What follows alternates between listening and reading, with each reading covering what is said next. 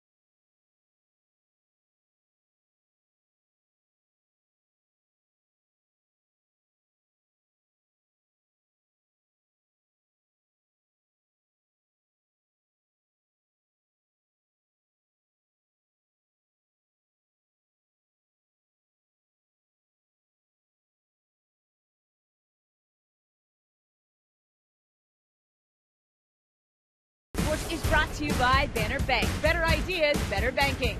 By CenturyLink, a different kind of communications company. CenturyLink, your link to what's next. And by the Emerald Queen Casino, Cowboy Rock with Ronnie Dunn of Brooks and Dunn, July 28th. For tickets, go to emeraldqueen.com. Hi, everybody. Angie Mensing here at Ford Sports Desk. And I imagine today that the Mariner hitters are feeling like the Texas Rangers hitters did yesterday, going up against Felix Hernandez. Today, the Mariners have an equally difficult task, going up against Matt Harrison, who has been pretty much no fair against the Mariners. He's won 7 consecutive starts against Seattle, 7-1 overall. And it's not just the Mariners that he has struggled, or that have struggled against him. He is the other half of our Lexus pitching matchup. He was tied for the lead in the American League in wins for the first half, pitcher of the month for June. He's an all-star now.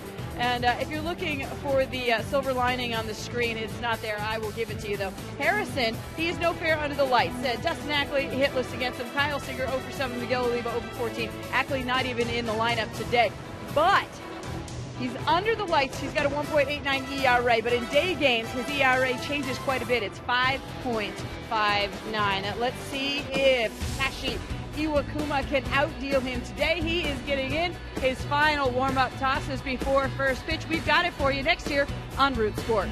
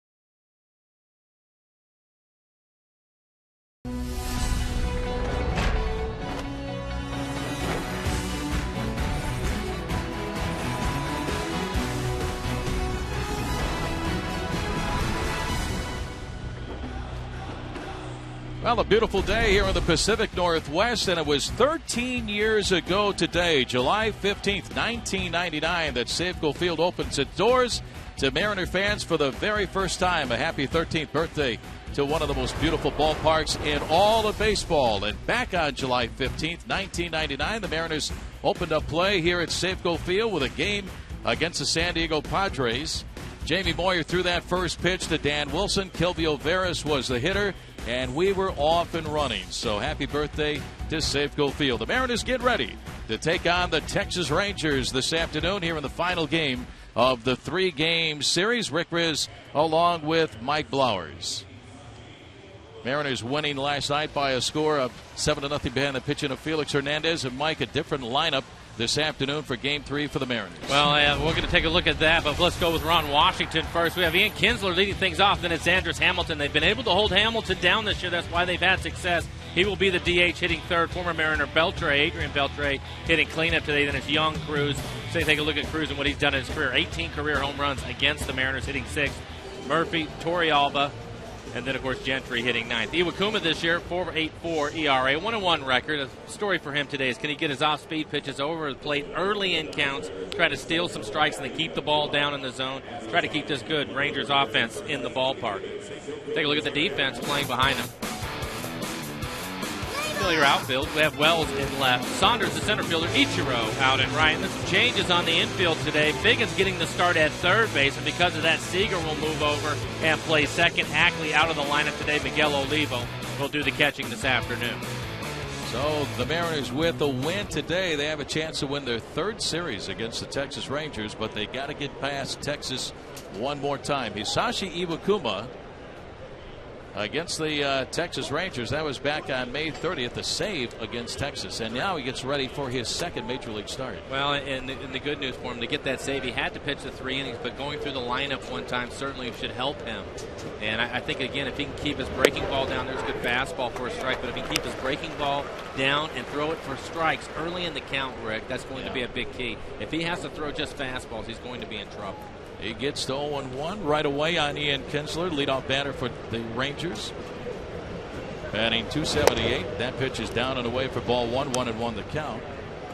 Kinsler, instant offense in that leadoff spot. Mikey has 9 home runs and 42 runs batted in. One of the more productive second basemen in the league.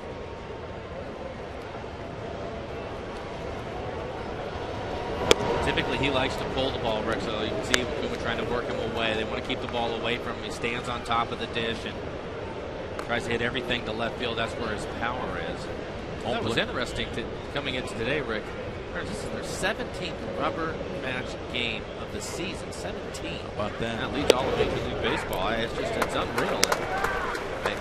You look at them, all the close games that they've been in, probably that will factor into that. But 17th time they've had a rubber match this year. Key hit here, a key play there, and that all of a sudden that 37-52 record they have right now is a whole lot different. Well, I think that's the hope here in the second half of the season, is that the guys will be more consistent with their play, hit the ball better, and then maybe they could change some of those close games. Mariners overall, you look at their games that have been decided by 1 or 2 runs, 45. Yeah. Half of their games by 1 or 2 runs. That's a bounce here and there. They need to be more consistent, I think, on the offensive side. They played great defense in the first half, and their pitching has been solid.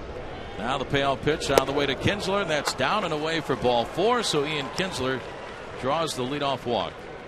And that'll bring up shortstop Elvis Andrus. The Mariners pitchers, Mike, have done a super job against the best hitting ball club in the American League. The Rangers, as you talked about on the pregame show, hitting just 177 in 5 games here at Safeco Field. Well, the one thing that you have to do is, I know he walked the first batter, but you want to keep the walks to a minimum.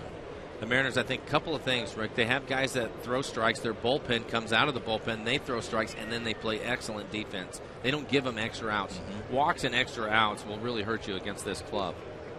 Close at third base, Sean Figgins, but a move over to first by Iwakuma. That will get Kinsler back to the bag. Elvis Andrus, the hitter, batting .293, has 1 home run and 35 runs batted in. Just a little hint of a breeze blowing in from the left field corner here at Safeco Field. Can't believe it's already been 13 years since the ballpark opened up. Here's a toss over to first base, and Kinsler is back one more time. We made that big move from the Kingdome, where the Mariners started playing, Mike, as you know, back in 1977 until late June of the '99 season. Then the move here on July 15th, 1999. I came back. I was finishing up my playing career in Japan, and I came back here to Seattle. So the first time I ever came into this ballpark was as a fan. I brought my family. We came up, and I knew a bunch of the guys on the team, so I went into the clubhouse for a little bit. But it was interesting for the first time of me not being a player and actually sitting in the seats, and it was quite an experience. What a place! And I thought, man, they certainly got it right. That's for sure. Absolutely. Iwakuma, another move to first base, and Kinsler is back one more time. I'll never forget Jamie Moyer's first pitch 13 years ago today. All the flash bulbs going around. It was a sellout crowd, Mariners and the Padres. San Diego eventually came back in the 9th inning to win it by a score of 3-2. Dan Wilson, who's here at the ballpark today working on the radio side, caught that first pitch from Jamie. And that pitch is outside to Andrus. I'll make it a strike on the outside corner, and the count is 0-1. What a day in Mariner history. And we had some fun here. 2000 making the playoffs. 2001 getting there once again.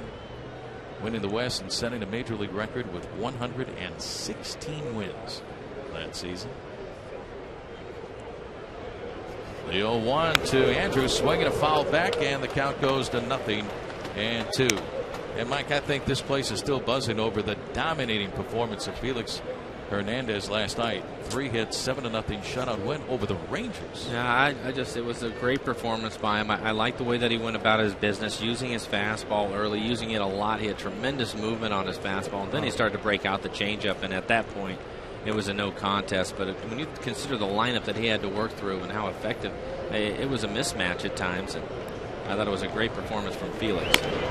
Fouled away at the plate by Andrews, and the count is still 0-2. And it was nice to see him get some run support. Early. Yeah, you know, for him, I think that he certainly liked it. I don't think it necessarily changed his game plan a lot, but I think that for him, getting some run support certainly helped. Mariners ended up scoring 7 runs. I'd like to do that again today. But I thought that was a big part of the game last night. Felix was tremendous. No walks, 12 strikeouts last night. That was his second shutout of the year. Second complete game. Outside with a fastball for ball 1. 1 ball and 2 strikes. And his other shutout was against the Boston Red Sox 3 starts ago, back on May the 28th. So he now has 6 complete game shutout of his career, second this year. Leads the major leagues with 140 strikeouts. 20 times striking out 10 or more batters in a ball game. Well, dominating.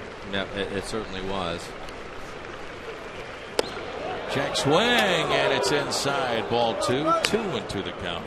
Here's the number that I read that I thought was really interesting. It kind of tells you really how great he is, and that's what he is. I think he's the best pitcher in the American League. But for me, to see him, he's had 7 outings this year where he's gone at least 8 innings and given up 1 or fewer runs. 1 or no runs over 8 innings. He's done that 7 times this year. How about that? Way outside and off the glove of Miguel Olivo. The ball rolls all the way over by the Mariner dugout. And Ian Kinsler will get down to second base. 3-2 the count on Andrews. Take a look at this. Is a fastball. Olivo set up away, goes off the end of his glove. That'll be a pass ball. And now Ty Miggy goes out to have a talk with Iwakuma. Sashi already has thrown a lot of pitches, Mike, to the first 2 batters, a total of 12. Well, I think that is going to be a situation, Rick, that's not going to change in the game today. He has to be careful with his pitches. He's going to have to pitch on the edges, and when you do that, typically you throw a lot more pitches, and I think he just can't challenge hitters like Felix did last night, throwing so many fastballs. Felix can do that because he has more velocity and has a tremendous amount of movement on his heater. Iwakuma is not going to get away with that, so he'll have to pitch on the edges. His pitch count is going to get up. I think if Eric Wedge can get 5, maybe 6 innings out of him, he would be thrilled with that. 1-5 in his first major league start on July the 2nd here at home. A no decision, 6-3 win over the Orioles. 3-2. Swung on, ground ball to the right side. Charging is Kyle Seager. And the throw to first in time to get Andrews on the play. Kinsler will get the third. And Andrews is able to advance the base runner with the ground ball to the right side. I think that is part of what the conversation was. You get to a 3-2 count. We see Olivo going out. As you take a look at our McDonald's Supermo, and Ackley playing second base today, Seager playing second base, giving Ackley the day off. Kyle has played a lot of second base throughout his life, so that's an easy play for him. But I think it was, what can we do to keep him from hitting the ball the other way? He was pulled in with an off-speed pitch. Opening, he would pull it. Kind of a check swing. So fortunate for the Rangers, it worked out as good as a bunt. So runner on at third now with 1 out, no score. And here's designated hitter Josh Hamilton. He takes a fastball for a strike, and the count is 0-1. Mariners will play their infield back, so they'll give up a run on a ground ball here, trying to get an out. Hamilton 0 for 3 last night. Mike struck out 3 times against Felix Hernandez. Ground ball right to Smoke at first base. He'll take it to the back for the out on Hamilton, and on the play Kinsler will score, and the Rangers have the first run of the afternoon. So Hamilton is out 3 unassisted, but he picks up his 76th RBI, and the Rangers lead 1-0. It's textbook offense to go get a run, manufacture a run here in the first. And again, it's another reason why Iwakuma will have to stay away from the walks. If you walk the Rangers, they typically make you pay, which was good to see for the Mariners last night. I think that, you look at Darvish, he walked 3 batters and hit 1, and all 4 of them scored for the Mariners. So good offensive production from the Mariners last night. Adrian Beltre with a swing and a foul back, and the count is 0-1. Yeah, they jumped on Darvish early for those 4 runs at the bottom of the first inning. They had only 2 hits, but as you mentioned, there were 2 walks in that inning. They hit better. They also capitalized on air. But that gave Felix a little breathing room, and you brought up a good point in last night's game, allowed Felix to utilize that fastball even more. Just stayed aggressive with it, was mowing down the Rangers. And the 0-1 is down and away. 1-1 on Beltre, former Mariner, back in 05 to 09. It was a good pitch, that last pitch. A breaking ball off the outside corner, just missed. I think he needs to stay out there. He needs to stay out there and see if he can get Gary Cedars from the home plate umpire to move out there with him and maybe start picking up some of those calls. That one was a little bit further off the plate. 2-1 the count on Beltre. We showed that picture in '99 opening up the stadium with Jamie Moyer. I thought Jamie was the master at that. He wouldn't give in, and he wouldn't give in to the umpire. He would make the umpire move out there with him. But you have to be able to consistently hit your spot to do that. That's the key. Let the umpire know that you're going to be around the plate. There's a strike on Beltre, and the count goes to 2-2. Then you can expand the strike zone, showing that you can hit that outside, inside corner. You just want to be able to steal a few strikes here and there, and if you get into some tough situations and you can steal a strike, it can turn into a huge pitch for you. 2 outs, 1 in, nobody on. Top of the first. Going outside in the dirt. Ball 3. Full count. Ballpark's birthday. It's also the birthday of Mariner catcher Miguel Olivo. Happy birthday, Miguel. Turns 34. Ballpark is only 13.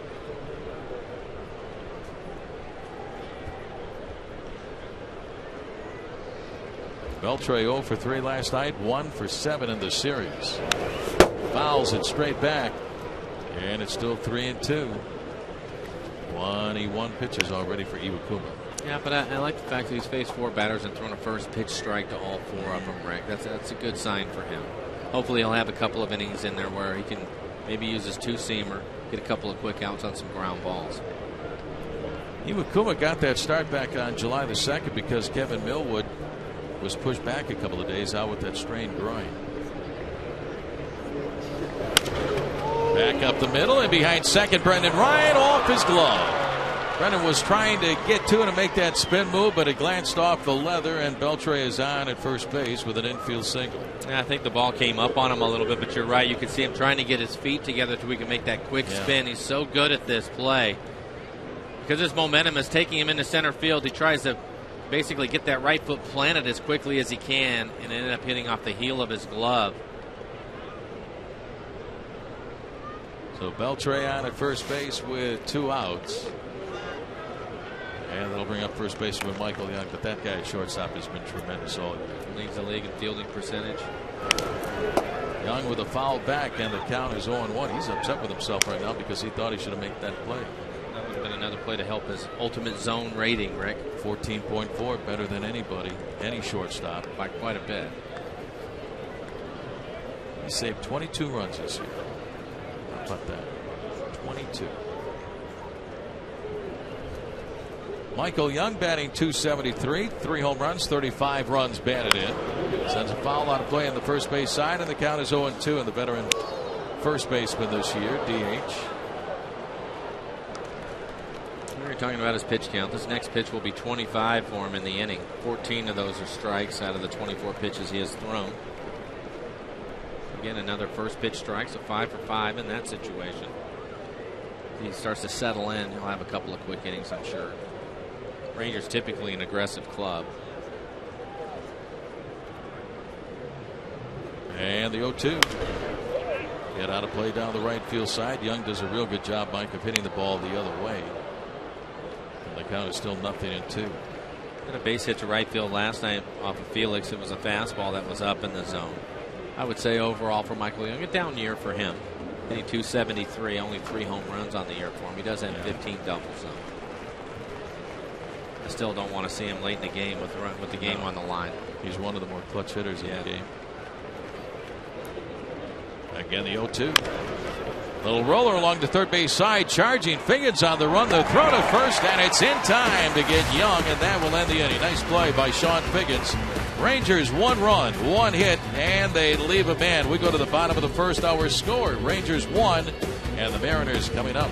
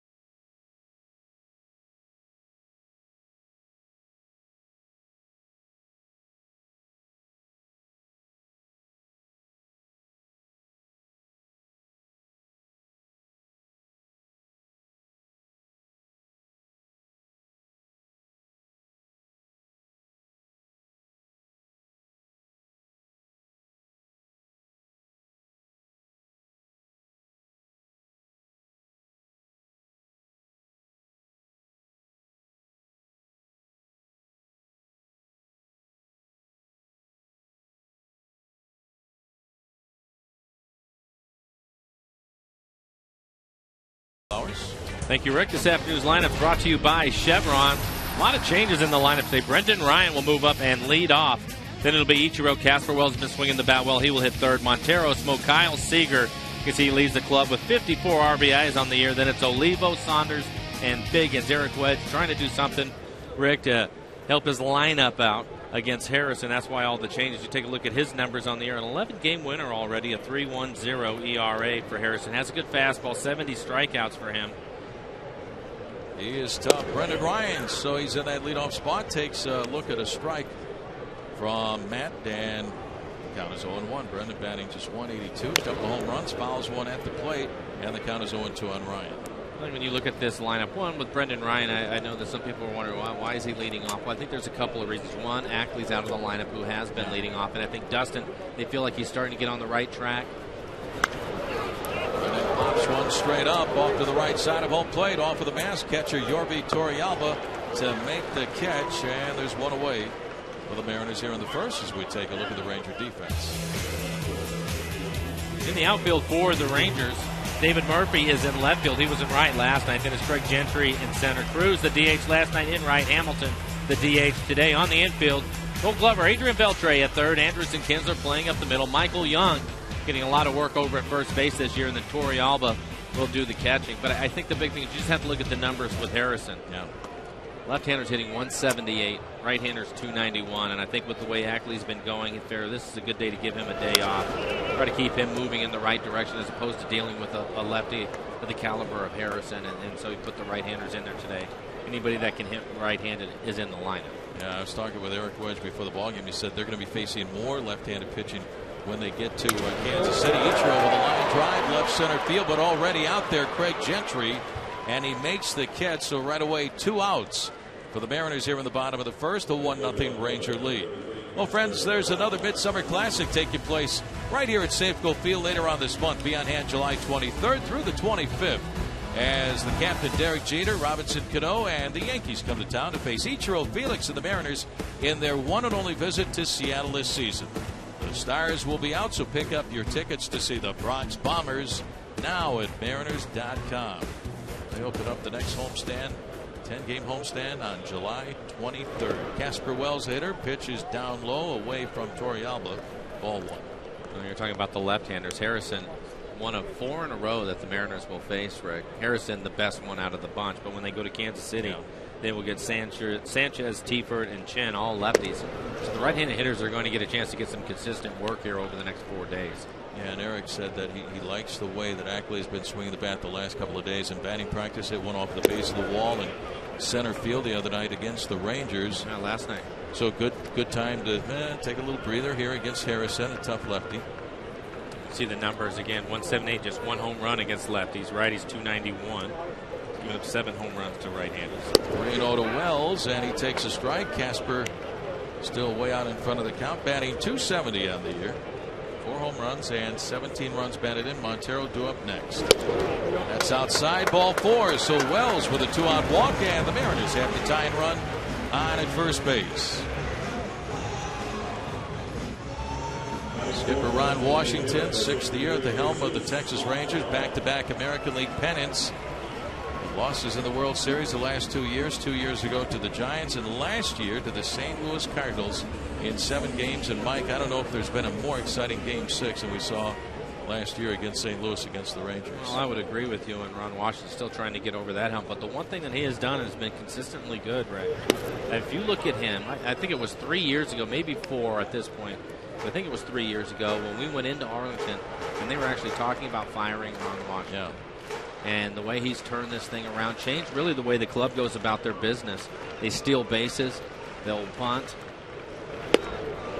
Off-speed pitch, Montero out in front. The count 1-1 on Jesus. But they won't just sit around and wait for the 3-run homer, even though they're capable of doing that, and that's the way they like to play. They can do other things. And they pitch now. He's just really done an excellent job with them and gone to the World Series the last 2 years. There's a look at the standings in the West. Rangers with that 5-game lead over the Angels, just kind of hovering right there in that number 2 spot. But the thing is, you got to have patience on the Mariners side right now because there's so many young players right now trying to figure it out. But over the last 5 years, the Rangers as far as their wins go. They've won 75. Here's a line drive, base hit into the gap in left center field. Wells around second, heading for third. Up with the ball is Gentry, the throw to second base. Jesus Montero with a single, and the Mariners have runners at first and third with 2 outs. That's good to see from Montero. He has really been struggling coming into the game, hitting just .242, but he has worn left-handers out this year, and a pitch down in the middle of the plate is right in his go zone. That's a solid line drive in the left center field. Casper Wells able to get around to third on it. Casper running hard with 2 outs. But a good sign for Montero to get him going. We were talking about Ackley earlier, now Montero. Be nice to get him moving in the right direction also. 2 on and 2 away, and here's first baseman Justin Smoak. Just to finish that thought, you know, it's a process for the Mariners to get going with so many young players, but 5 years ago the Rangers won only 75 ball games. The pitch is inside to Smoak, 1-0. Over the last 5 years, Mike, the Rangers won 75, 79, 87, and then the last 2 years 90 and 96. So it took a little while for the Rangers to put it all together. Smoak with a bouncy ball, 2-hopper to short. Up with the ball, Andrews over to second for the force on Montero, and that will end the inning. We go to the top half of the second. Rangers lead 1-0.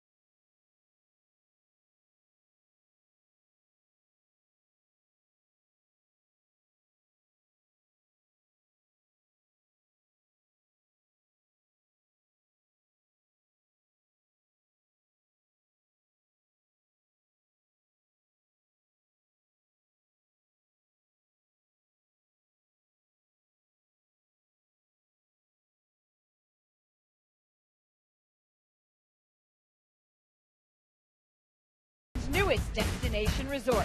By Ford, we are local. And by Jack in the Box. Get the All-American Jack Combo at Jack in the Box. It's a no-nonsense burger with fries and a drink for only $4.99 plus tax. All right, let's switch back upstairs to Rick and Mike. All right, Angie, thank you very much. Some cloudy skies above us, but a nice Sunday afternoon out for baseball. Welcome back to Safeco Field as we celebrate the 13th anniversary of this beautiful ballpark. Opened up 13 years ago today, July 15th, 1999. How you doing, folks? Welcome to Safeco. Right fielder Nelson Cruz will lead off the top half of the second. The Rangers with an early 1-0 lead. Infield out by Josh Hamilton, scoring Ian Kinsler. Mariners had a chance to get to Matt Harrison. Could not score in the bottom of the first. Sashi Iwakuma. Swing and a miss by Cruz. 0-1 starts him off with a good breaking ball. Now that's what we were talking about that in the first inning, Rick. That's something that I thought was going to be a key for him today. If he wants to get through 5 or 6 innings again and work his way through this lineup, he's going to have to be able to do that. All the way off the screen behind home plate. 0-2. Iwakuma, a starter in Japan for 11 years. He was 107 and 69 with a 3.25 ERA in 226 games, 225 as a starter. Signing with the Mariners during the offseason as a free agent. Down and away ball, 1-1-2 on Cruz. 2008 had a great year in the Pacific League over in Japan. He was the MVP of the Pacific League, going 21-4, Mike, with a 1.87 ERA in 28 starts. Down and away in the dirt for ball 2. 2 balls and 2 strikes. He won Japan's version of the Cy Young Award. Well, for him again, he has the ability to change speeds on his fastball. Throws a variety of breaking balls. He has a good changeup. I think for overall, if he's able to mess with the timing of the hitters and they can't just lock in an area on him, he has the ability to have success. He has a good enough fastball and good enough run on his fastball, Rick, to keep hitters honest. He just can't get away with just throwing his heater. He has to mix in his split, and he has to mix in the slider and the breaking ball. He'll throw a slow curveball at times. Yeah. And he has to be able to throw those pitches when he's behind in the count. In order to get to those, he's going to have that control, as you mentioned, with the fastball. And the 3-2 is down and away. Ball 4. So second inning, second leadoff walk. Well, friends, Root Sports is looking for the biggest Mariner fans in the Northwest. We're going state to state to find the most passionate in our region. This month, we want to hear from devoted fans in Idaho. Log on to rootsports.com and show us why you're the Mariners' ultimate Northwest fan. So 1 on, nobody out for the Rangers. They lead it 1-0. And here's left fielder David Murphy batting .284, 9 home runs, and 32 runs batted in. As you look at the Rangers lineup, Murphy's one of the guys I think that can cause problems for Iwakuma. That's because he uses the entire field. He's not up there trying to hit the ball out of the ballpark. He wants to hit for an average. As you look at his numbers overall, .284 with 9 home runs. But I think he's just a solid hitter. A lot of room out there in left center field. The guys with the bigger swings are the ones that Iwakuma can mess around with a little bit more by throwing the off-speed pitches. That's why Jamie Moyer was so effective. He always said the harder they swing, the softer I'm going to throw it.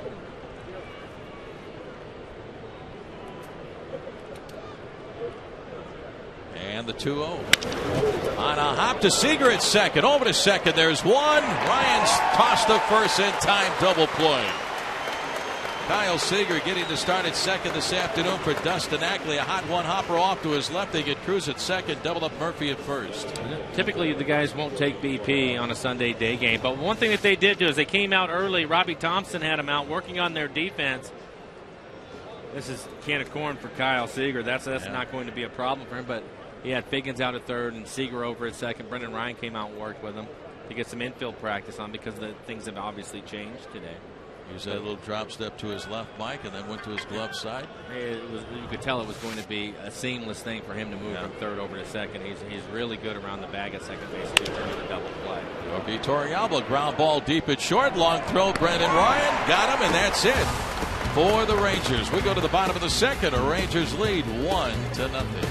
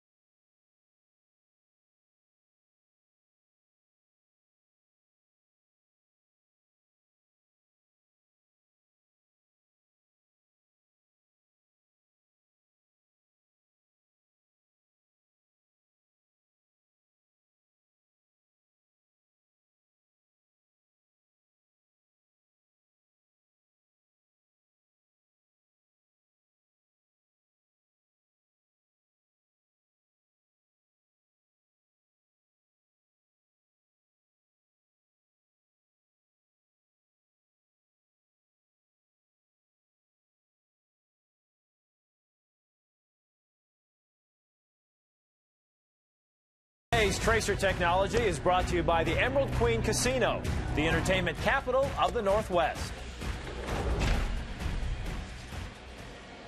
And welcome to Safeco Field on this Sunday afternoon. We go to the bottom half of the second. Sunglasses out for that young man. Final game of the brief 3-game homestand for the Rangers. And after the ball game, it's on the road to Kansas City and Tampa Bay. It's going to be a little bit warm and steamy. 1-0 Rangers, bottom half of the second, and second baseman this afternoon, Kyle Seager, leads it off with strike one from Matt Harrison.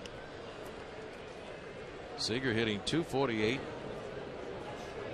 10 home runs, 21 doubles. And look at that, 54 runs batted in. Ground ball right side. Kinsler goes right to backhand. 1 out for the Mariners here in the bottom half of the second.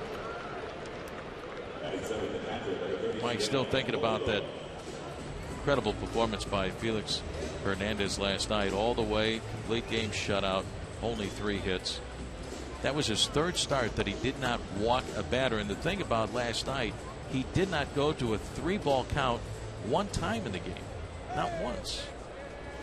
Or maybe one time. One time, yeah, it was to Josh Hamilton. It was on a 3-2 pitch. He ended up striking him out. But it was a masterful performance. He looked like he could do whatever he wanted, throw whatever he wanted in any count.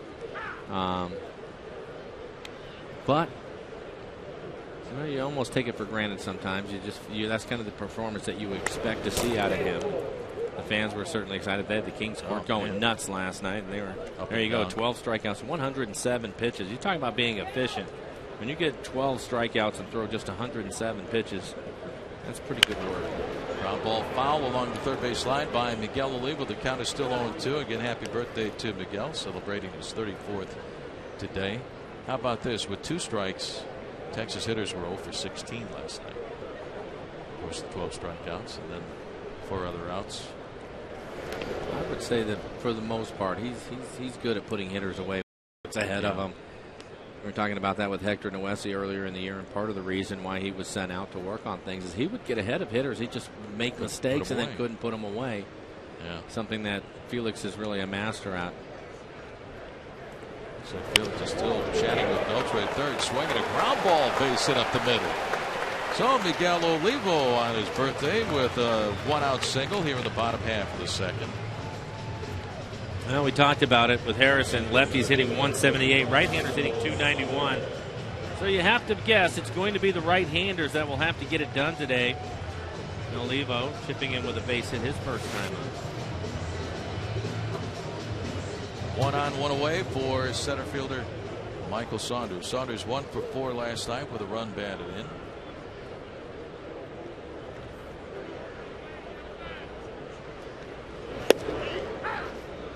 And 1.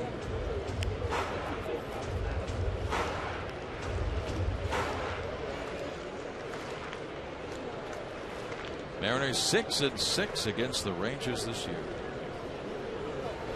Outside for ball 1-1-1. The Mariners have won 2 of the previous 3 series against Texas, trying to make it 3 out of 4. Texas won the opening game a couple of nights ago. They had to hang on and win it 3-2 as the Mariners came back with 2 runs in the bottom of the 9th inning. And last night, Felix Hernandez took over from there. Check swing. Did he go? Yes, he did. Peeled down to the third base umpire, Adrian Johnson, and the count is 1-2 on Saunders. Work on Saunders. Gave me a little nugget last night after the ball game. We were talking about the improvement of Michael Saunders, and I was talking about him being more aggressive. What was the one that you threw out?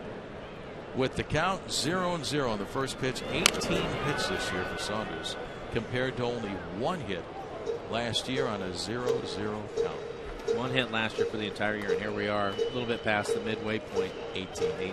I'll tell you the other difference too. I think 270 off of left-handers this year. That's outstanding. Better than right-handed pitching. Yeah. I mean, for the year he's hitting 253. What does that tell you about a left-handed hitter against the lefty? Well, I think the other thing too is if you go back and if you had the opportunity to look, he's done his damage off of lefties on the breaking ball. So he keeps that front shoulder. He's staying in there, not trying to fly open and cheat or doing any of that nonsense. You have to keep your front side in there if you want to have success, and he's done a good job, a consistent job of that this year. It's a good breaking ball, and you can see the way he takes that. Yeah. The last year, that would have been trouble with 2 strikes for him. And now he's control with a count 3-2. We'll see if Eric Wedge wants to put the game in motion. Olivo, although he's a catcher, he runs well. He's a good athlete. He can send him trying to stay out of the double play here. Doesn't. Chopper to the right side, off to his left, Kinsler. The throw will go to first base as Miguel Olivo has time to get down to second. So Saunders out 4-3. Now the Mariners have the tying run in scoring position. That's 2 innings in a row. Good sign the Mariners getting a runner in scoring position again. Harrison, 11-4 this year going into the break, and All-Star. He's pitched well. There's Sean Figgins looking for that clutch base hit against the tough left-hander. Harrison has thrown 29 pitches, 19 for strikes. Sean's first appearance of the series, hitting 186 on the year.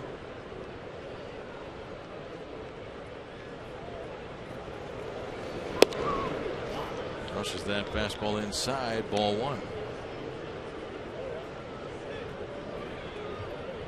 2 home runs for Sean with 10 RBIs. Looking for number 11.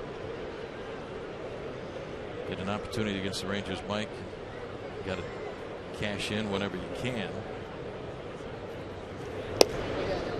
Inside, ball 2. It's not just the Rangers, but it's when you get up against the good pitchers, which Harrison certainly is. Last night, Darvish also an All-Star, having a good year. Mariners were able to take advantage of him last night and come up with some big base hits. We already showed you the base hit from Kyle Seager with the bases loaded to drive in a couple of runs. But you have to be able to pick these runners up. Keep giving yourself opportunities if you can, because once he settles in, it's going to get tougher as the game moves on. Olivo lead at second with 2 outs. 2-1. Good fastball from Harrison at 95 miles an hour at the top of the strike zone. How would you approach this guy, Mike? I think you have to just stay on his fastball, Rick. If you try to worry about his changeup or his breaking ball, you're going to be in more trouble. You just don't want to miss the fastball.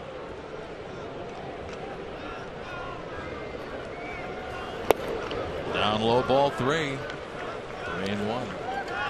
6-6, as we mentioned, the Mariners against the Rangers. They've outscored the Rangers this year, Mike. 51-42. They had the one big game where they scored 21 runs. That certainly helped lopside that. Yeah. And before that, they scored 10. Up and away, ball 4. So Figgins with a 2-out walk, and now the Mariners have runners at first and second with 2 outs for Brendan Ryan. And time is called. Pitching coach Mike Maddox heading out to the mound. They have a talk with Matt Harrison. Maddox having to go out early yesterday to see Darvish. Now he's making an early appearance out here to see Harrison. Darvish, I felt like Darvish eventually, once he got through the first inning, he actually settled down and threw the ball well, giving up just 3 more runs the rest of the way. But if you get in these situations, Rick, it was one of those things that the Mariners had struggled with the first half. And I think this is what Eric Wedge is looking at. If he can have more the type of production that he had last night. You mentioned just 2 hits in that first inning to get the 4 runs. But if the other team is going to make mistakes by an error or hit batters or walk guys, you have to be able to take advantage of it, especially early before that starter can settle in. And I think that's something that Eric is going to watch closely here in the second half. Which players are the ones that are going to step up in those situations? He's already seen that from Kyle Seager throughout the year. No, he's hoping that guy is Brendan Ryan, as Ryan takes a strike on the inside corner, 0-1. Not surprised that he started him with an off-speed pitch. Typically, after a pitching coach will go out there, they try to get his mechanics right, and to do that, they usually throw a breaking ball to find the release point on the fastball. Right. Line drive right at Kinsler at second base. Hard hit by Brendan Ryan, but right at Kinsler, and that will end the inning after 2 innings of play. Rangers lead 1-0.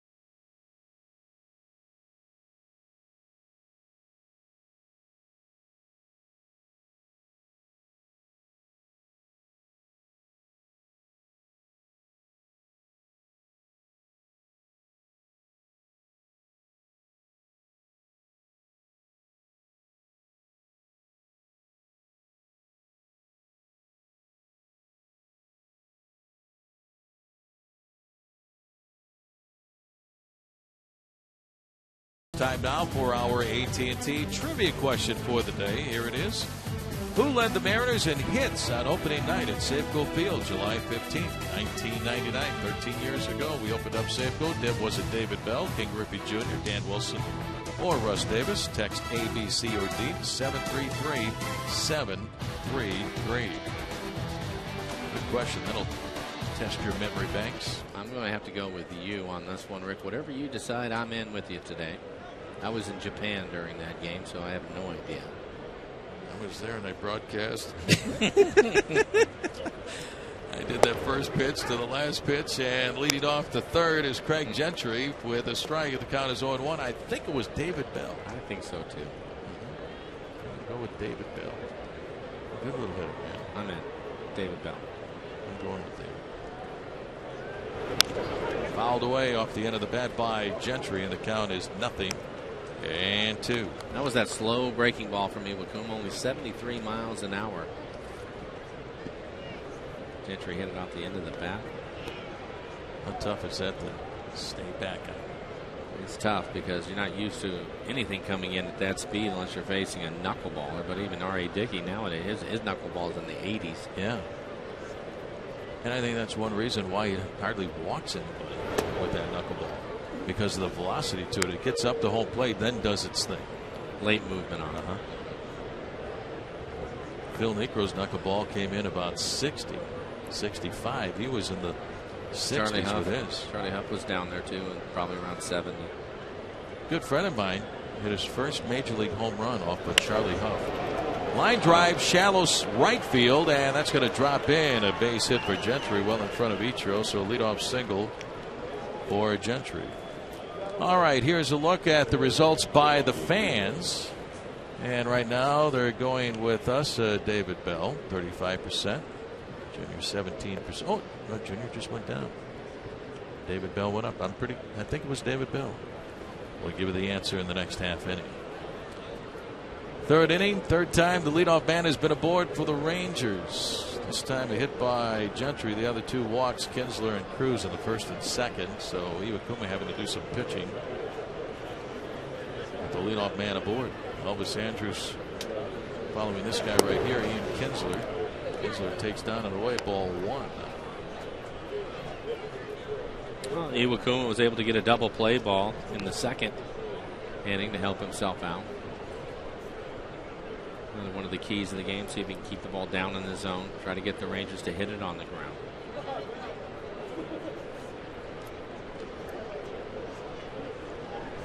Over to first to get Gentry back to the bag. 9 steals. Rangers #1 in the league in hitting, batting .279. #1 in runs scored, 447 now. 5th in home runs. 5th in pitching. 96 wins last year.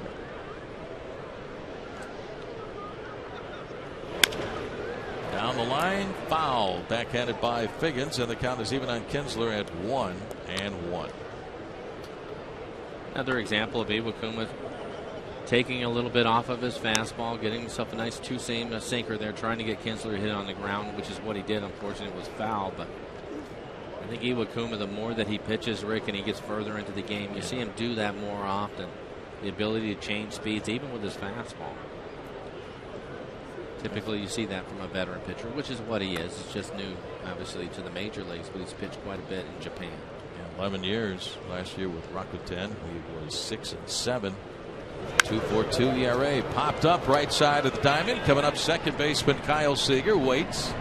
And he's got it. Kinsler is out #1. Let's take a look at the Mariners calendar, brought to you by Sleep Country USA. The Mariners winding down the brief homestand with the Rangers today. Now it's on to Kansas City for baseball and some barbecue, Mike, for the next 4 nights. And then in Tampa Bay over the weekend, 3 with the Rays. And then back home July 23rd against the Bronx Bombers. Get your tickets in advance. Go to SeattleMariners.com. That'll start off a 10-game homestand on July 23rd. That's the one and only trip to Seattle for the Yankees. Speaking of the Yankees, they made a run at the Angels. Angels out to an early lead, but the Angels hold on to beat the Yankees in New York 10-8. Toss over to first base to get Gentry back to the bag. Oakland A's putting it on the Minnesota Twins. They're in the 8th inning. The A's are winning 9-4. Here's Elvis Andrus.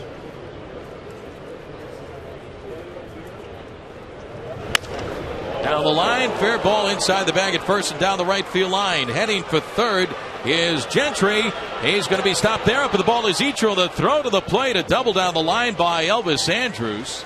And the Rangers have runners at second and third with one away. Hot shot inside the bag at first by Andrus. Ichiro hustling over down that right field line to get to it and get the throw in. And with Gentry at first, I thought they would try to score him. He's one of the faster players in the major leagues. Gentry flying around the bases. I think he expected to score also. As you take a look at this ball sliced right inside the bag. Nice effort by Smoke. Holding the runner on. He was playing even with the base. And then here comes Gentry. Third base coach Dave Anderson throwing up the stop sign. Here is Josh Hamilton. They will take the bat away from Hamilton. There is ball one.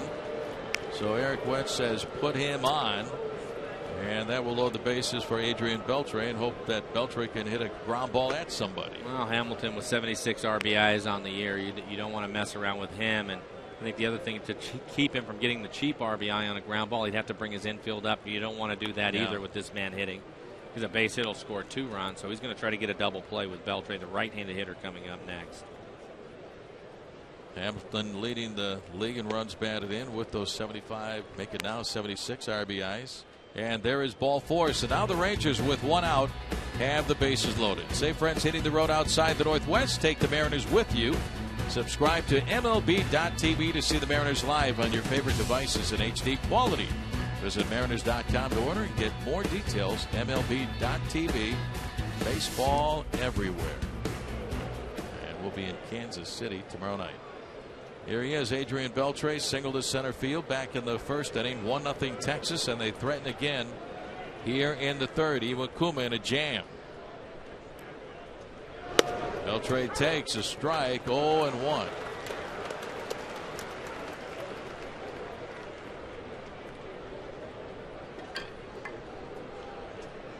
Adrian 0 for 3 last night, snapping his 7-game hitting streak. .324 batting average. 16 home runs. Ground ball, base hit into left field. Gentry will score. Andrus running third, heading home. Up with the ball as well. So throw to the plate, cut off by Figgins. 2 runs are in, and the Rangers now lead 3-0. Gentry coming in from third. Elvis Andrus scoring from second base on the single by Beltre. And still only one out here in the third. Iwakuma makes a good pitch. He tries to get the ground ball, and that's what happens. Unfortunate, it finds a hole on the left side of the infield. Andrus with really good speed is able to score, even though Casper Wells has a strong throwing arm. And now the Rangers have runners at first and second. Hamilton on at second. Beltre at first base. And the hitter will be Michael Young. 3-0 Texas.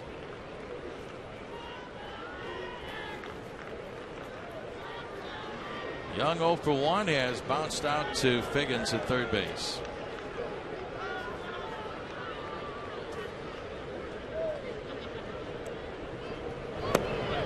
Breaking ball is outside. Ball 1.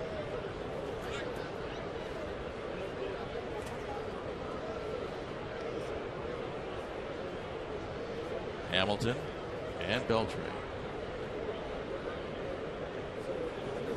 Beltre having a little fun with Justin Smoke over there at first base.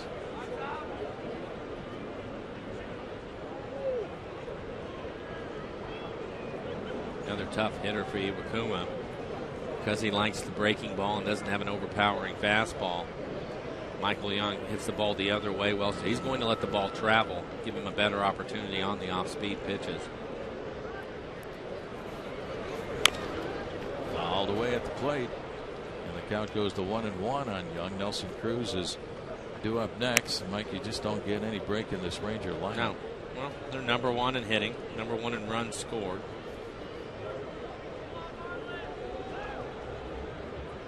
And they're trying to get healthy. Napoli hasn't been in the lineup the last couple of days. Out with a sore quad after running into Miguel Olivo a couple of nights ago in the opening game of the series. Great throw to the plate by Casper Wells to get Napoli at home after an RBI single by Kinsley. Ground ball, third base line foul to Coach Dave Anderson, and the count is 1-2 on Young. Amazing block of the plate by Miguel Olivo 2 nights ago. He just got there right in the line as he got the throw. And Napoli's a big man, just stopped right there in his tracks, sliding running right into Miguel. There's Mike Napoli, sitting out the last 2 games of the series. All-star catcher. And the 1-2 pitch swung on, ground ball to third, and Figgins has it. Second one, relay to first, not in time. They get the out at second on Beltre. Tricky hop, it was handled by Sean Figgins. Close play at first base. Young called safe. And now the Rangers with 2 outs have runners on at first and third. It's a good play by Figgins as a third baseman. This can be a tough one. Hit right at you. You're trying to get a decent hop. That ball comes up. He's fortunate. Actually pins it up against his chest. But he gives Seager a chance to turn the double play. Young just beats it. Still made it close. So fielder's choice for Michael Young, as Figgins had handcuffed him for a little while, but he was able to stay with it. There's the pivot by Kyle Seager, getting off the bag and then getting rid of the throw, clearing himself to get away from the sliding Adrian Beltre. So 2 on, 2 outs, 2 in, 3-0 Rangers. Nelson Cruz the hitter, and he takes low. Ball 1. But I like the way Seager came across the bag, Mike, and got out of the way of Beltre. He's a really good second baseman. He's had to play third this year, and he's done an excellent job at third base. But at second, around the bag, he can turn that pivot with as good as I think he's as good as anybody. Good pivot by Seager. Broken bat, ground ball to Brendan Ryan. A short little flip to Seager at the bag for the out on Michael Young, and that will end the inning for the Rangers. Get a couple. We go to the bottom of the third. 3-0 Texas coming up for the Mariners. Ichiro, Casper Wells, and Jesus Montero.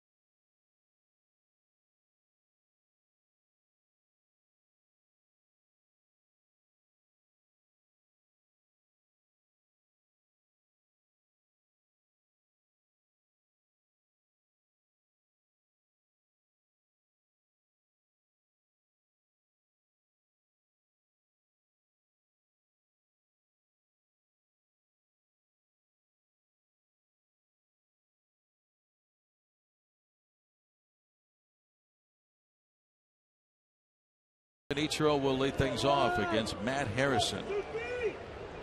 Texas with 2 runs in the top half of the inning on a 2-run single by Beltre as Ichiro pops one foul and out of play. The count is 0-1. The Mariners have had a couple of chances against Harrison. Could not score in the first or the second. Left 2 runners aboard. Broken bat liner caught at first by Michael Young. His step to his right, playing up close.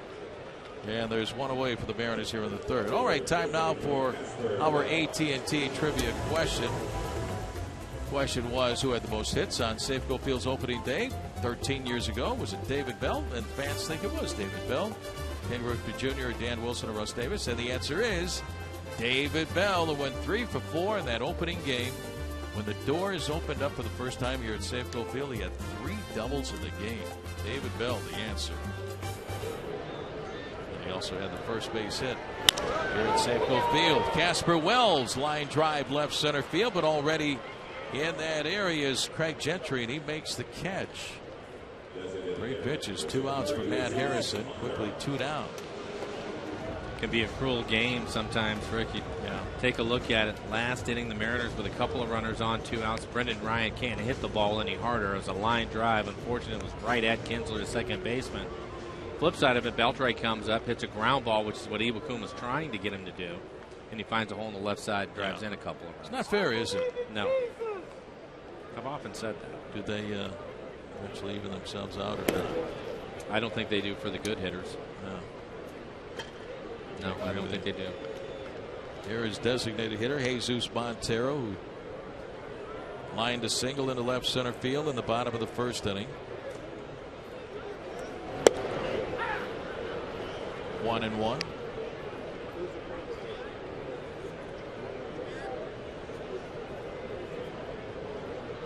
Matt Harrison from Crestbourne, North Carolina. Big southpaw, 6'4", 240. Popped out of play on the first base side. 1 ball and 2 strikes. It was a 3rd-round draft pick, June of 2003, by the Atlanta Braves. You could see with Harrison, that first inning, Rick, his fastball was about 91 miles an hour. Now he's comfortable. We talked about him. They get better as the game moves on. He's out. Now he's topping out at 95, consistently 94 miles an hour. In the air to right field. Back on the ball is Cruz to the warning track. He's there, and Nelson makes the catch for out number 3. No runs, hits, errors, and nobody left on after 3 innings of play. Rangers lead 3-0.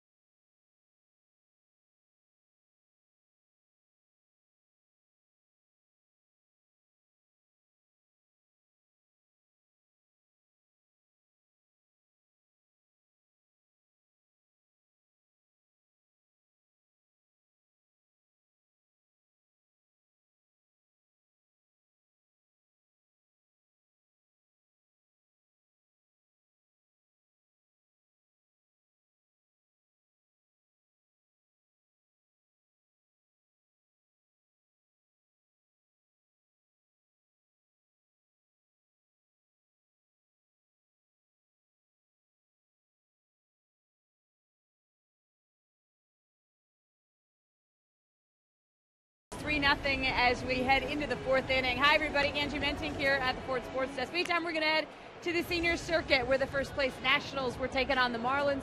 Steven Strasburg had a career-high 3-game losing streak going, but once again, showing his arsenal. 7 strikeouts over 6 innings for the Phenom. Then no score in the 5th inning, and Strasburg is going to take matters into his own hands at the plate. He slaps his pitch to right field for his 4th RBI of the year, and Washington shuts down the Marlins 4-0. It's our Sterling Banks score from around the league. And Rick and Mike, his last pitch, 96 miles an hour. That was pitch 105. And he's coming off Tommy John surgery. I was going to say it's great to see him back healthy again, throwing the ball hard.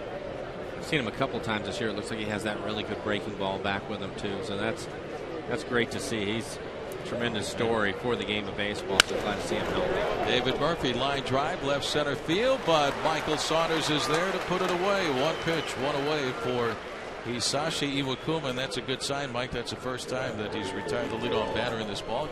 Yeah, a couple of times. One time a walk, and then last inning a base hit, but 2 out of the 3 scored. So 1 down, and here is catcher Yorvi Torrealba. 3-0 Rangers lead. We're in the top half of the fourth. Steven Strasburg, a 2.82 ERA, 9th best earned run average over there in the National League. What a story he's been. Strike Torrealba 0-1. Mike Rizzo, the general manager for the Washington Nationals, says we are going to keep our eyes on this kid. We don't want him to pitch more than 160 innings, but we have the Nationals leading the National League East with a 3-game lead over the Atlanta Braves. That's going to be mighty tough to do, but they're thinking out ahead about the kids' health first.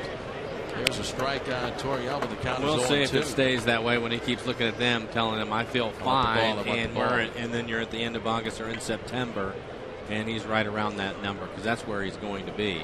And whether they are going to give him the ball or not, well, maybe it'll be 170. 180 is probably fine. I think the key is going to be now. Over the next month and a half, they want him to be there. How they stretch him out a little bit farther in September. Right. You know, instead of just go right up to 160 and said, okay, kid, you're done, and then you got 4 weeks left to play, and you're in that pennant race. So I think they're going to keep an eye on this pitch count and innings now. Well, and I think that's exactly what the Mariners did when Felix first showed up. And they ended up shutting him down. I think missing a start here and there just because of those numbers. Shallow right field. Ichiro comes up, slides, and he makes the catch. Torrealba with that fly ball into shallow right field, and Ichiro is able to come up and get it. 2 outs for the Rangers here in the fourth. The ball just kind of hangs in the air as you take a look at our McDonald's Supermo and Ichiro, the concentration on the slide. Really good catch. The key to that, Rick, is he ended up getting a great break on the ball. He didn't hesitate. He was able to start running in right away. So good read from Ichiro. 2 up, 2 down, and here is center fielder Craig Gentry. Who singled and scored 1 and 2 runs in the third. He scored along with Andrews on the 1-out, 2-run single by Adrian Beltre to left field.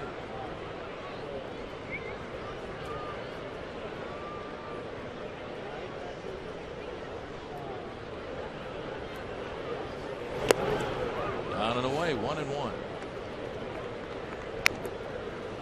Masashi Iwakuma winning the World Baseball Classic with Japan in 2009. His teammate was Ichiro. 1-1 in the last Classic with a 1.35 ERA. Appeared in 4 games, made 3 starts, and won the deciding game against Korea.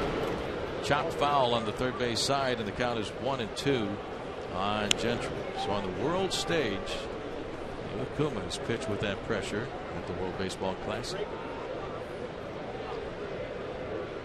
When he made the start, his first major league start on July the 2nd, he became the second Japanese starting pitcher for the Mariners, and the first since Max Suzuki back in 1999. All the way in the third base side, and the count is still 1-2 on Mr. Gentry. Iwakuma wears number 18. In Japan, number 18 is very significant for a pitcher. That's the ace of the staff wears number 18. How and where that got started. Mike, you played a year over there in Japan. I never knew that. But I was told the ace of the staff wears number 18. On and away, ball 2. 2 balls. Why is that? And 2 strikes. I don't know. I was just told that. Who was I talking to? Was it Anthony Suzuki? Ace of the staff wore number 18. Kuma means bear. Sashi Iwakuma popped out of play on the first base side, and the count is still even on Gentry. I know when I was with the Dodgers, Deo Nomo wore number 16, and I believe that's the number that he wore over in Japan. So apparently he wasn't buying into the 18. No, somebody else had it, I guess, before. That's flower power number 16. Not when I went to the Dodgers. I didn't get it from him. No? No. What number were you with the Dodgers? I have no idea. Softly hit up the middle into center field. A base hit for Gentry, who is 2 for 2. So 1 on for the Rangers with 2 outs. All right, time to check in with the booth for today's Ask the Booth question. Here it is. How hard is it to move from a relief pitcher to a starter? I think it depends on the relief pitcher. You were talking about Iwakuma coming out of the bullpen, but he's been a starter his entire life. So mixing it's just a matter of stretching him out to where he can throw enough pitches to work deeper into the game. His last outing, he pitched 5 innings. And then there's some other guys that the reason why they're in the bullpen is because they weren't able to start. So why would you take him out of there anyway to bring him in? So every team usually has a guy that's there. Well, that's exactly that. To eat up innings and then will be an emergency starter for you when you need him coming out of the pen. But I think it's a difficult thing to do. If you think about just the amount of time they've had to sit down, they're typically long relievers, don't get to pitch a lot. And then all of a sudden you have to get ready to be a starter and hope that you can get through 5 or 6 innings to help your club out. I think it's difficult. There's not a lot of guys that can do it. There goes Gentry. Pitch to Kinsler. Thrown out to second by Miguel, and it's in time to get Gentry. Miguel Olivo firing down to second base to throw out Gentry, trying to steal, and that'll end the inning. No runs a hit. Nobody left on. We go to the bottom of the 4th. 3-0 Rangers.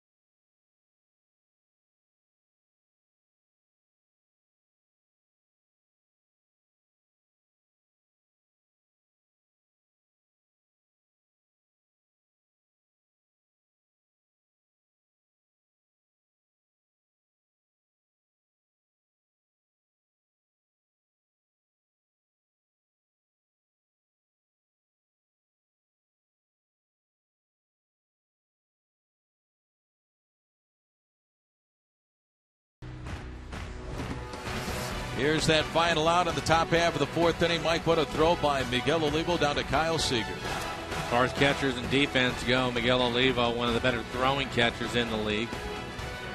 Always seems to be right up there as far as throwing base runners out. That was an easy play for Seager because of the throw. Justin Smoke leading off the bottom of the 4th inning. Bounces one foul along the third base line. Backhanded by Beltre. 0-1 the count on Justin. Nice throw by Miguel.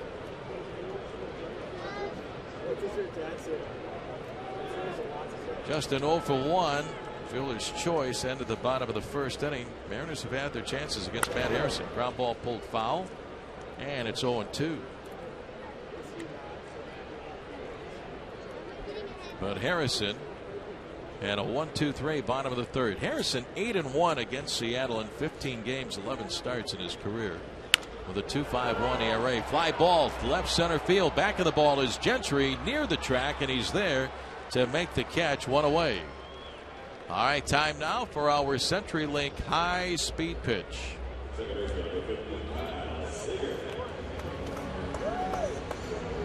And Harrison at 95. Hisashi Iwakuma's fastball at 92. Mike. I think that's about right. Iwakuma typically, he can throw a little bit harder than that. I think Harrison can too at times, but that's a pretty good fastball to try to catch up to at 95 miles an hour. What a year already for Harrison. 2nd in the league in wins, 7th in ERA, 3.10. Only 27 walks and 17 starts. Kyle Seager with a strike 0-1.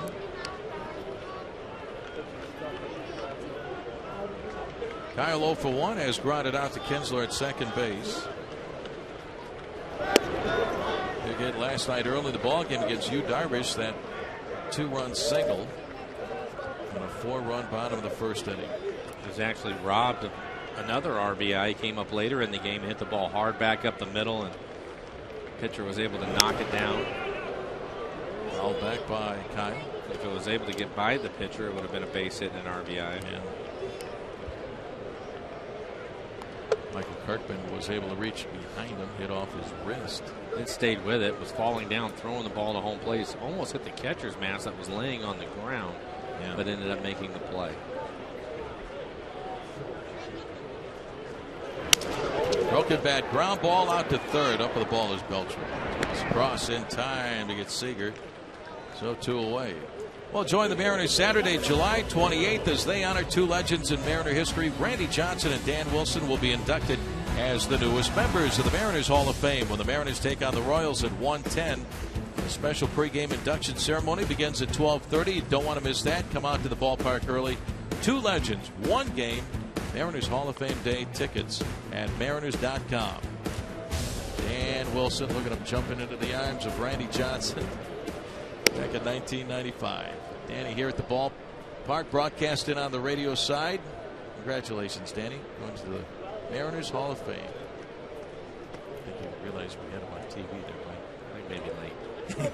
It was real late. Miguel Olivo, 1-1 the count, had a single to center field in the second.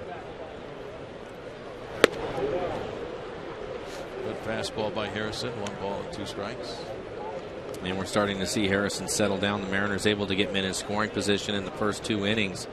Weren't able to cash him in. Harrison is now retired 6 in a row, Rick. Since that 2-on walk to Sean Figgins in the second, popped up and out of play behind home plate. Still 1-2 on Olivo.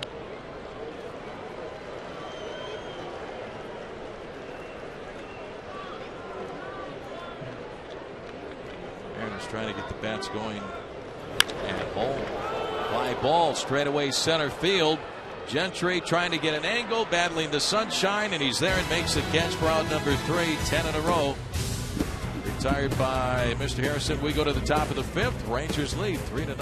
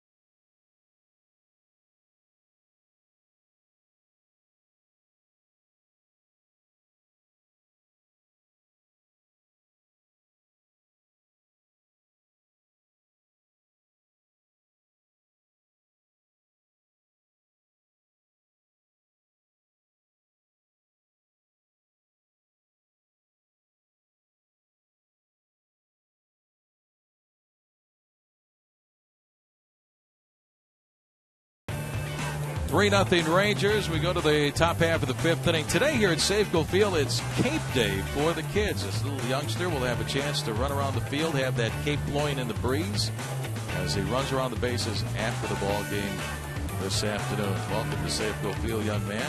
Cape Day. Saw you running around the concourse with your cape, then you pulled the hamstring, and that was the end of that. Love my little cape.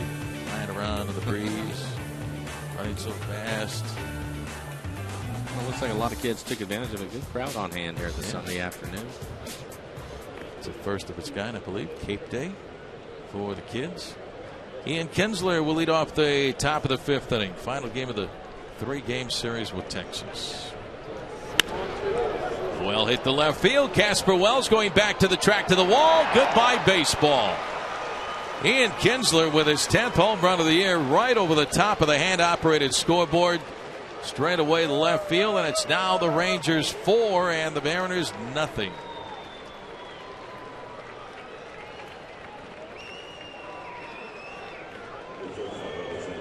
Kid has always been able to hit some home runs, Mike, and steal bases. Started him off with an off-speed pitch in the middle of the plate. Ball didn't do much, and Kinsler hammered it. I wasn't sure it was going to be high enough to get over the scoreboard, but to go out there and actually just stick right in the railing. Elvis Andrus takes down and away. Ball 1, so it's 4-0 Texas. And the ball just stayed right there for you. Andrus with a double inside the bag at first base. Last time up in the 3rd. And he's also grounded out to Seager at 2nd. Ball 2, 2-0.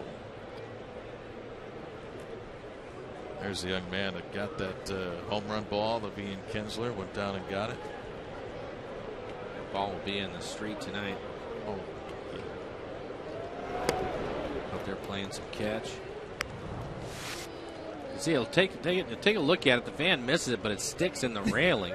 And then watch him. He'll pull it out of there and just drop it down to the young man that we just showed you. That was nice. Yeah. There you go, fella. We could have used that ball out in the sand lot years ago growing up in the south side of Chicago. Baseball like that. Oh, man. I think would have lasted for the summer. Pretty much. And then when the cover came off, here comes that black electrical tape. Oh, yeah. Wrap it around the ball. Still use it. Hard as a rock. So much tape on it. That's all we needed. That was our summer. Ground ball out to Seager at 2nd. A few steps to his left. And Andrus is out number 1 for the Rangers here in the 5th. Time now for our Banner Bank Building to the Future. The Everett Aqua Sox currently lead their division in the Northwest League, thanks in part to the work of reliever Grady Wood. The rookie out of Western Oregon University has tossed 10 2/3 scoreless innings to start his career. In 5 relief appearances, he's held opponents to a 158 average while striking out 13. Doubleheader time yesterday. Everett sweeping the doubleheader. And Wood tossing 1 inning of scoreless relief in the second ball game. In game 1, Mariners first-round pick Mike Zunino led off his first professional at-bat with a double and a run batted in. It's a good start for Grady. 13 strikeouts, just 3 walks over the 10 2/3 innings that he's pitched. Great start for that kid. Here's Josh Hamilton, 1-0 the count. Hamilton a run batted in with a fielder's choice with an infield out in the first inning. Fly ball left field line over. Casper Wells has some room, and he's there and makes the catch. 2 outs for the Rangers here in the 5th. Right now, Iwakuma. You take a look at Casper Wells going over, makes the catch. Good concentration. Nice job by the fans. Keep their hands out of the way. Yeah. Give him a chance to make that catch and help his pitcher out. But Iwakuma in the 5 innings, 3 of the leadoff men have scored. Not a good formula against anybody, but especially against Texas. Getting that first out has been difficult for him. After that, he's thrown the ball well, but that's what's hurt him today. 2 outs for the Rangers here in the 5th. They lead 4-0. Beltre with a one-hopper skips on by the shortstop Brendan Ryan off his glove. A wicked one-hop to his right, and Beltre has himself another hit, his 3rd. Well, he's having a great year. Came into the game hitting .322 on the season with 16 home runs, and he's hit the ball hard today. Take a look at this shot. It's a bullet in between hop off the heel of the glove of Brendan Ryan. Came up quickly to his right. Still thinks he should have had it. He thinks he should make every play, though, which is why he's great. 1 on, 2 outs, 1 in on the leadoff home run by Kinsler here in the 5th. Here's Michael Young with a strike 0-1. Activity down to the bullpen. Steve Delabar getting loose.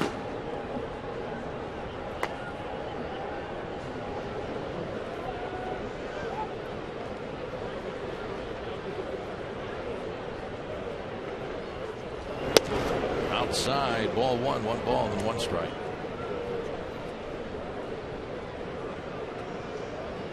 Look at what Michael has done this afternoon. 0 for 2. Fielder's choice his last time up.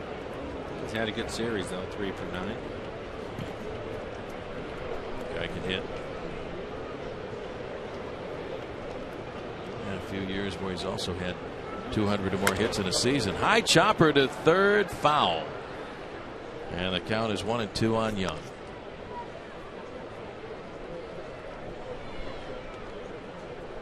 Eighty pitches already for Hisashi Iwakuma, Mike. He's had to work, but again, I think coming into this game, you had to feel with his the style of pitching that he was going to have a lot of pitches to get through 5 or 6 innings, and he's working here in the 5th. He can't afford to pitch in the middle of the plate. It's hurt him a couple of times today, including the home run in this inning by Kinsler.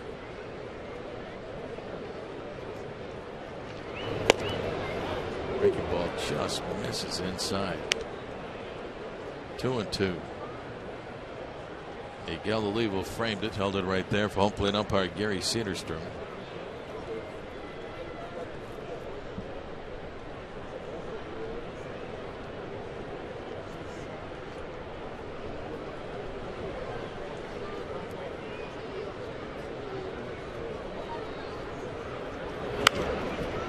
Away in the first base side, and the count is still 2-2.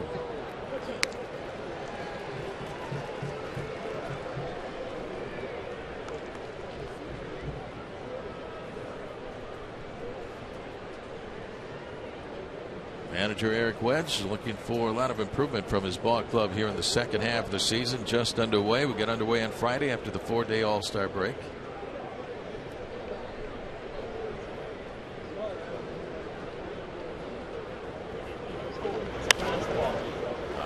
Again on the first base side, and it's still 2-2 on Young. 7th pitch of the at bat coming up here to Young. It can wear you out, that's for sure.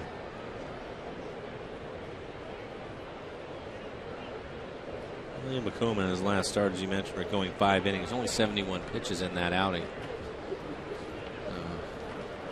Starting to get past that. Probably no more than 90 for him today. He's had a lot of rest. Last start was 13 days ago. Ground ball right off the end of the bat. Cued over to Justin. Smokey's got it. Goes to the bag for the out on Young, and that'll end the inning. Texas a run on the home run by Kinsler. Halfway point. We go to the bottom of the 5th. Rangers lead 4-0.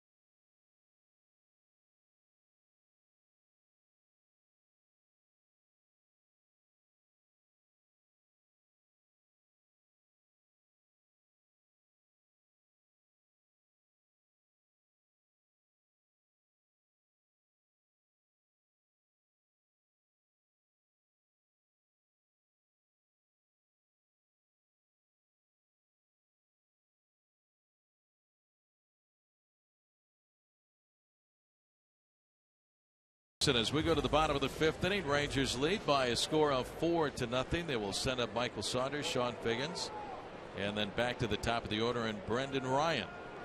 Mariners with only 2 hits along the way. The Rangers 4 runs on 7 hits. Home run by Kinsler in the top half of the inning. Saunders takes a look at a breaking ball from Harrison, down and away, ball 1. He's retired the last 7 in a row since the 2-out walk to Sean Figgins in the second.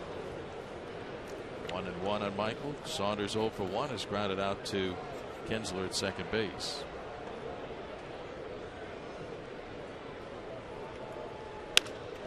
Line drive into left center field, a base hit beyond the reach of shortstop Elvis Andrews. So Saunders with a leadoff single here in the bottom of the 5th inning. Good piece of hitting from Michael Saunders. Again, he's improved so much this year, and part of it has been his success against left-handers. But this is a fastball that's inside. Is able to inside out the ball and hit it hard back up the middle. Not trying to do too much with it. So his average against lefties will go up after that base hit. First time, Mike, the Mariners have had their leadoff runner aboard against Matt Harrison. Well, it's been a successful combination for the Rangers today against Iwakuma, so hopefully it'll work out for the Mariners. Brings up third baseman Sean Figgins. Ground ball foul along the first base line. 0-1 on Figgins, who walked in the second. And the ball girl hands the souvenir to a young man.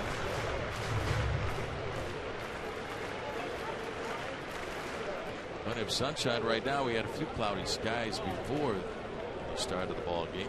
Turned out to be a beauty on this Sunday afternoon here in Seattle. Line to Beltre at third. Hit toss across will double up Michael Saunders. A 5-3 double play. Saunders taken off for second base. No chance to get back that liner right at Beltre. 2 outs. I've seen a couple of line drives off the bats of the Mariners. Brendan Ryan, and now this one. I think Saunders thought that ball was the way it was hooking was going to hit the ground. He takes off and gets doubled off at first. As you just mentioned, Rick, the leadoff hitter gets on and he's out of the way in a hurry. Mariners, though, they've been unfortunate today. They haven't hit the ball hard a lot, but when they have, it seems like it's right at somebody. Like that's at least, well, the 5th line drive at somebody this afternoon. Here's Brendan Ryan, who lined out, hit the ball hard, but lined out to Kinsler at second base with 2 on and 2 outs in the second. Good change up from Harrison. We haven't seen that a lot from him. He's stayed with his fastball for the most part. He's at 82% fastballs this afternoon, Rick. Just going right at the guys again. We saw the same combination from Felix last night. He ended up getting the early lead, throwing a lot of fastballs as Ryan hits this out to right. And back in the ball, Cruz can't get there. Gets on by Cruz. A double for Brendan Ryan with 2 outs here in the bottom of the 5th inning. Over the head of Nelson Cruz. But Harrison staying with the same formula. A lot of fastballs. And this is another one. Throws his fastball in the outside corner. The Rangers typically play shallow with their outfielders, and Brennan able to hit this over the head of Cruz. He'll end up at second base. Give Ichiro a chance to drive in a run. The Mariners 0 for 2 with men in scoring position this afternoon.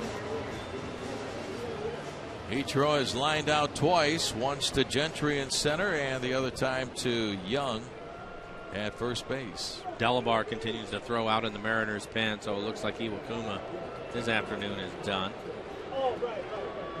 Gives Wedge 5 innings today. That fastball is inside to Ichiro. Ball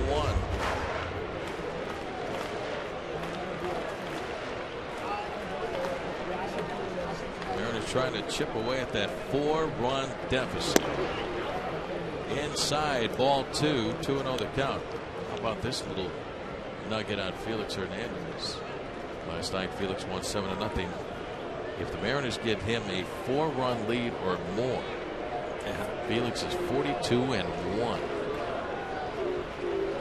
Takes it to the house. We were talking about it earlier when he gets ahead of hitters, he's able to put them away.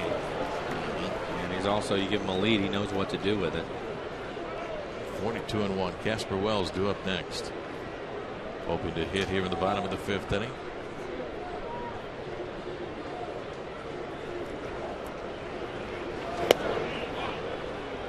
And it misses, ball 4. So Ichiro with a walk. And now the Mariners have runners on at first and second with 2 outs for Casper Wells. And that's the 3rd walk given up by Harrison. Worked out Well, for the Mariners, Ichiro reaching to give Wells a chance to swing, and he has some power, 4 home runs on the year. But I think more than anything, he's been one of the few guys that have swung the bat well here over the last month, Rick. You can see he's had a good series, 3 for 8 in the series. And for the season, batting .268. He's walked this afternoon and also lined out to Gentry in center field. 4-0 Rangers. Down and away, ball 1.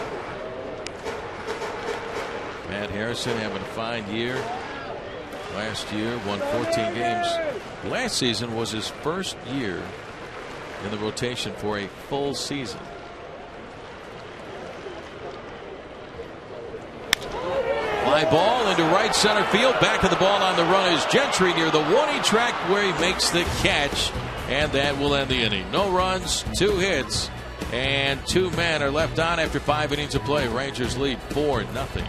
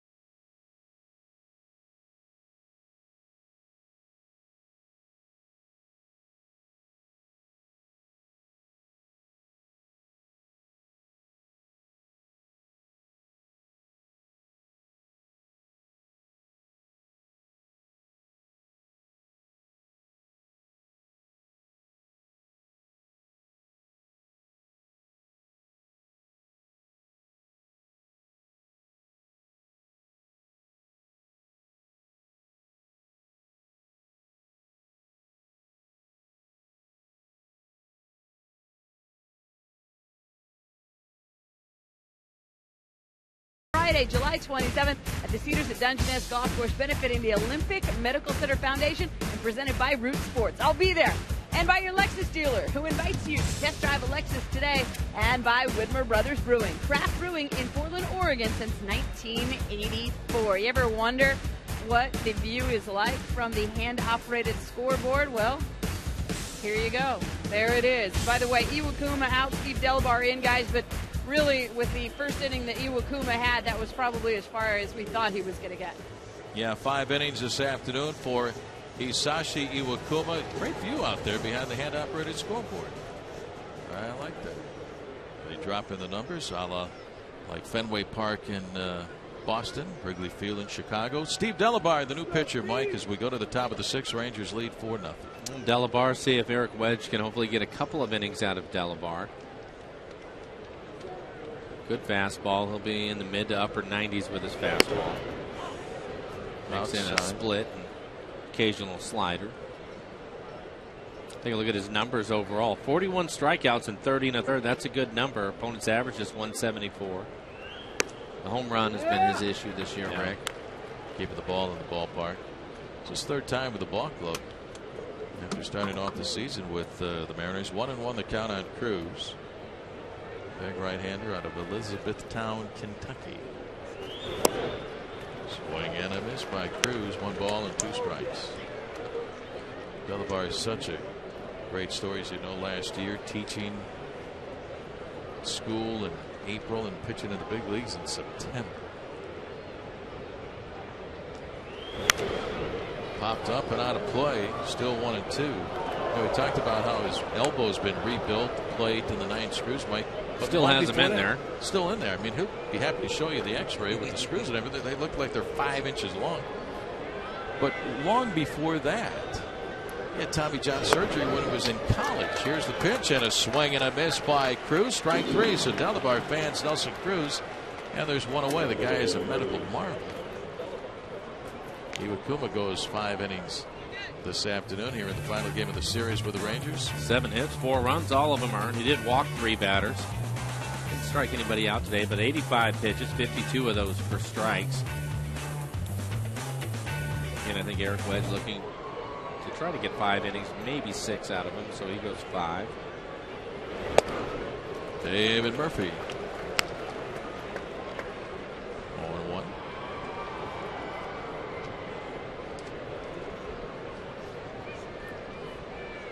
Murphy has bounced into a double play and also lined out to Saunders in center field. 1-1 the count.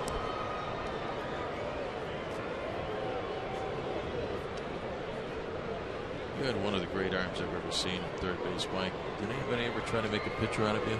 Oh, yeah. I didn't like having a sore arm, though. Wanted to with Murphy. My dad always wanted me to pitch. He felt like that's what I should do. Yeah, pitch or catch.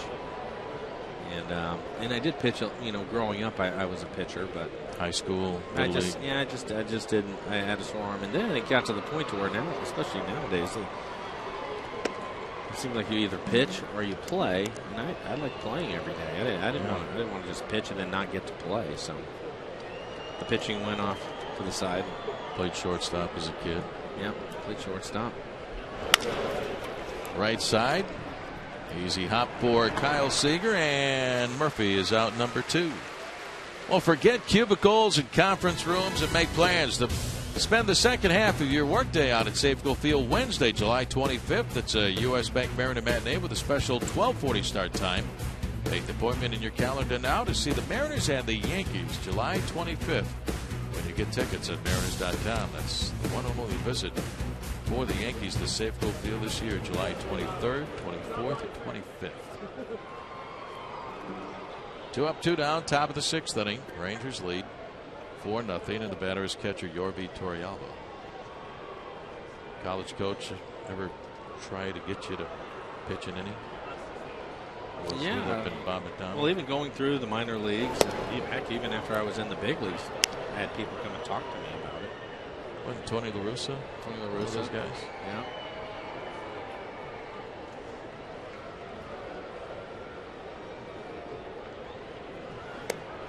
Ball 2. Delabar has a little problem, a little cut or something on his hand. He's trying to battle through it right now, Mike. I can see Rob Nodine. He's just walked up to the pitching coach, Carl Willis, to talk to him. 2-1. There he is. Here's Robbie alongside Carl Willis. Concerned, but yeah, he's bleeding. He's got a cut on that right hand. And it's popped up out of play on the first base side, and the count is 2-2 on Torrealba. Not quite the bloody sock before the World Series with Kurt Schilling. Sometimes guys will split a nail, a fingernail, or something like that. The end of the finger will split. Certainly uncomfortable. It's just a matter of whether he can deal with it or not. And he gets Torrealba swinging, so with a bloody cut on his finger, he takes care of the Rangers 1-2-3 with a couple of strikeouts, and that's it for Texas. We go to the bottom of the 6th. Our score: Rangers 4 and the Mariners 0.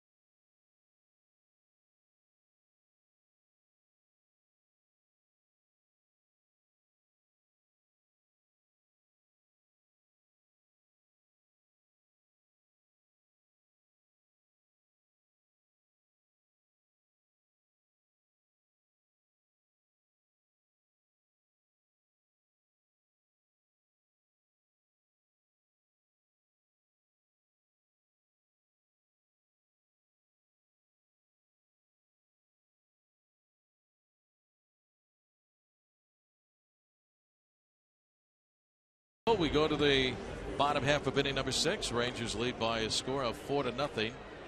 Steve Delabar had an issue with his right thumb, a bleeding right thumb, and still retired the side in order, Mike. Yeah, it doesn't look like it's anything that'll affect his pitching, other than it's a little bit annoying, I'm sure, for him. But it's right there on top, right in the crease. So he split that somehow. I think he should be okay. I'm sure Rob Nodine was able to stop it from bleeding. Put a Band-Aid on it. Yeah. Off you go. Just like Mom used to do when you were a kid. Send you outside, go play. Designated hitter Jesus Montero, ball 2 the count. Jesus 1 for 2 with a single to left field.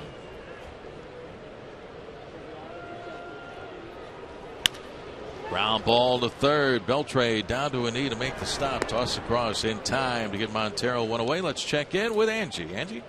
All right, guys, thanks so much. Remember we were saying Albert Pujols got off to such a slow start at the beginning of the year? Well, he is more than made up for it as the Angels, looking to avoid the 3-game sweep of the Bronx, get a little help from his bat. Albert Pujols unloading in this one. His 15th long ball of the season. Angels hold off the Yankees 10-8. Back upstairs to you guys. Yeah, I didn't think he was going to struggle all season long. Did you, Mike? I thought eventually he would hit a homer. Yeah. He did in April, and what did he have? Maybe one in April, and everybody thought, oh my goodness. Maybe he just felt like he wanted to spot the league a month and then see if he could run him down. I think Albert is back. Justin Smoak, 0-1 the count. Fouled away, 0-2.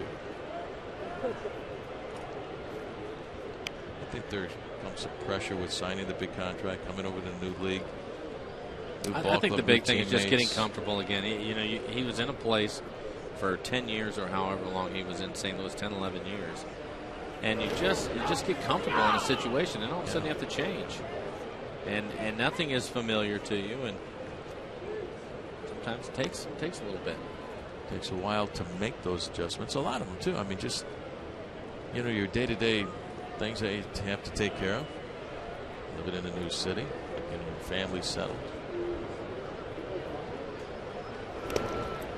Down and in on Justin, ball 2, 2 balls and 2 strikes. What would you like to see from this young man to get it turned around? He just has to find a way to be able to get some base hits. I think don't worry about hitting the home run, Rick. Don't worry about RBIs. Just get some confidence going. Just get some base hits again. And when he was American League Player of the Week, that's what happened. He ended up getting a couple of base hits and then a few more base hits, and then he started to drive the ball and hit it in the gap, and then all of a sudden he started jumping ship and hitting it out of the ballpark. And I think sometimes you just have to do that. But for him, he's well aware of the expectations that are on him. And I think at times he tries to do too much.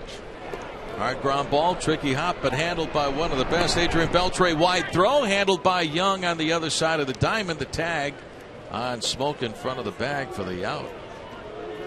So 2 outs for the Mariners here in the 6th. I'll bring up Kyle Seager. Kyle looking for his first base hit in the game. He was 0 for 2. Grounded out a couple of times, once to second, once to third. Mariners have only 4 hits this afternoon. Montero a single, Oliva with a single, Ryan with a double, Saunders with a single. To Hopper, backing up at first, Michael Young. Little flip to Harrison, covering first on the play, and it's in time to get Seager, and that's it for the Mariners in the 6th. And we go to the 7th, 4-0 Texas.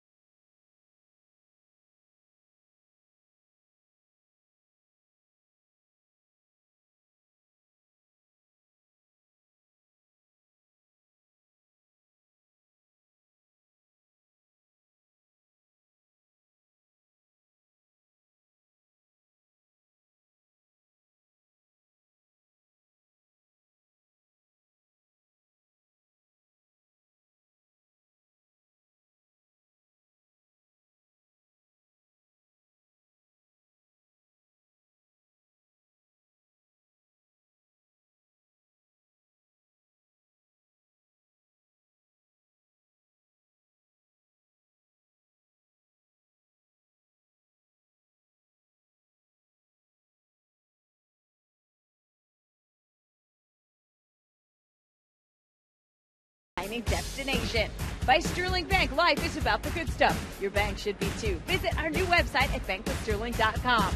And by AT&T, the nation's largest 4G network, AT&T, rethink possible. I had a Met scout asking me, which pier do they throw the fish on? I said, they don't. You have to go to the market. Pike Place Market. Guys, back upstairs. The only place you can find that. That's right. One and only Pike Place Market here in downtown Seattle.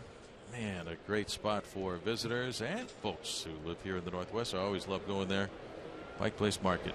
Craig Gentry leading off the top of the 7th inning with a foul ball out of play on the first base side. Texas leads it by a score of 4-0. Let's see how Delabar does in this inning. We're showing his thumb. He ended up doing something to it to where it was causing it to bleed. And again, I think they could stop that, but it's just a matter of how comfortable he is throwing the baseball and if he has command or not. On a hop to short, backhanded by Ryan. Throws the first in time to get Gentry. He's so smooth, the shortstop, Mike. I mean, he's back on that back foot as he fields the ball, so he's already planted to get off the throw. Well, he's also a smart player, and he's aware of who can run and can't run, how quick he has to get rid of the ball, or if he has time to set his feet. He can make either throw, but with Gentry running that time, one of the faster runners in the American League, he ends up catching it, but gets rid of it quickly. Yeah. And typically he's accurate, too. That doesn't matter how he's throwing it off balance or whether he's able to get his feet underneath them. Here's Ian Kinsler. Takes a look at ball one from Delabar. Kinsler with a home run his last time up off of Iwakuma in the 5th. Looks like Charlie Furbish is getting loose in the pen. Popped up. First base side. Over near the seats goes Justin Smoke, but this one is well out of play. Behind the Mariner dugout, and the count is even now on Kinsler at 1-1 as you take a look at Charlie. Fastball, outstanding slider. He had a great first half, didn't he? Sure did. Really came into his own last year. Was he a starter? Is he a reliever? But he really found his niche in the bullpen.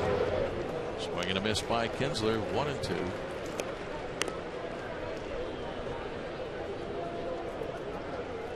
Strength of the pen, that bullpen, Mike, because everybody down there, man, they've got out pitches. They throw strikes. I think even ground ball right at Figgins at third. And Kinsler is out number 2 here in the 7th inning. Well, pick up your Mariner tickets and gear in one-stop shopping. Single game tickets are available at all Mariners team stores with no service charge plus. Score 10% off merchandise the day you purchase them. Visit one of the 5 convenient team store locations now to get your tickets. I think with the bullpen, Ray, the other thing that they have that's probably a pretty good separator for him is Eric Wedge has 3 really good left-handers out there. Charlie, of course, Lucas Lidke, kid that they picked up in Rule 5. Now, Perez is, I think, he's throwing great. He has great 96. stuff. Yeah, and they can and because of that, the lefties hitting when he brings them in, he doesn't have to just burn them on one left-handed hitter. They can pitch an inning. They can get through some right-handed hitters. That's rare, and the Mariners have 3 of those guys. And what kind of advantage is that also for the guy on the other side of the dugout? He can't bring in a certain guy because you have so many weapons down there besides the righties. Well, I think the bullpen has turned out to be a major strength of this club. There's Tom Wilhelmsen. What a job he has done. I think a lot of people felt like he should make the All-Star team. There's certainly an argument for that. And Elvis Andrus with a swing and a miss, so nothing wrong with that right thumb of Steve Delabar. His 3rd strikeout. He's retired 6 in a row. We go to the bottom of the 7th inning. 7th inning stretch time. 4-0 Rangers.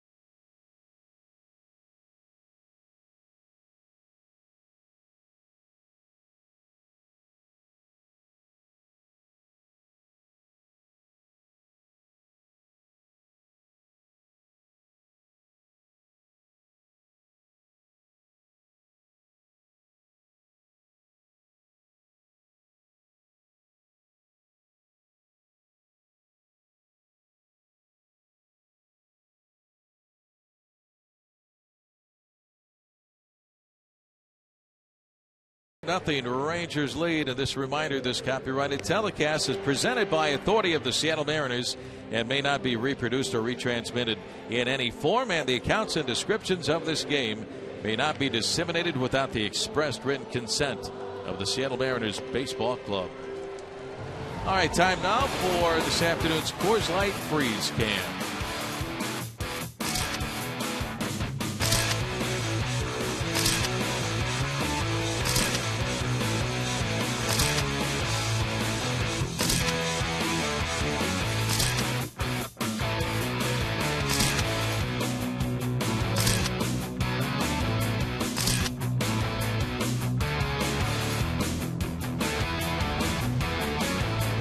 Mariners and the Texas Rangers, final game of the 3-game series, 4-0 Texas.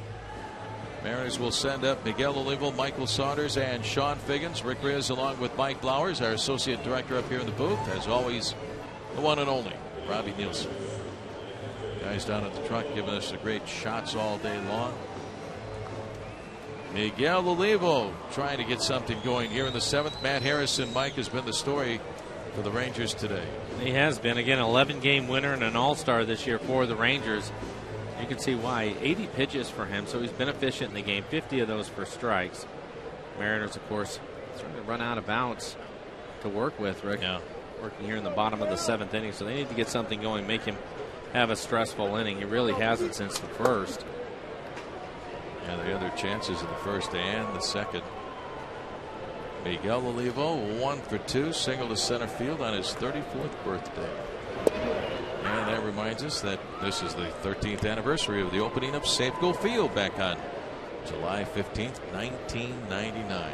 Mariners had that 2-1 lead late in the ball game, but the Padres came back as Jose Mesa had a rough time with trying to throw strikes, and the Padres came back with 3 runs in the top half of the 9th inning to eventually win the ball game 3-2. But Jamie Moyer started that game.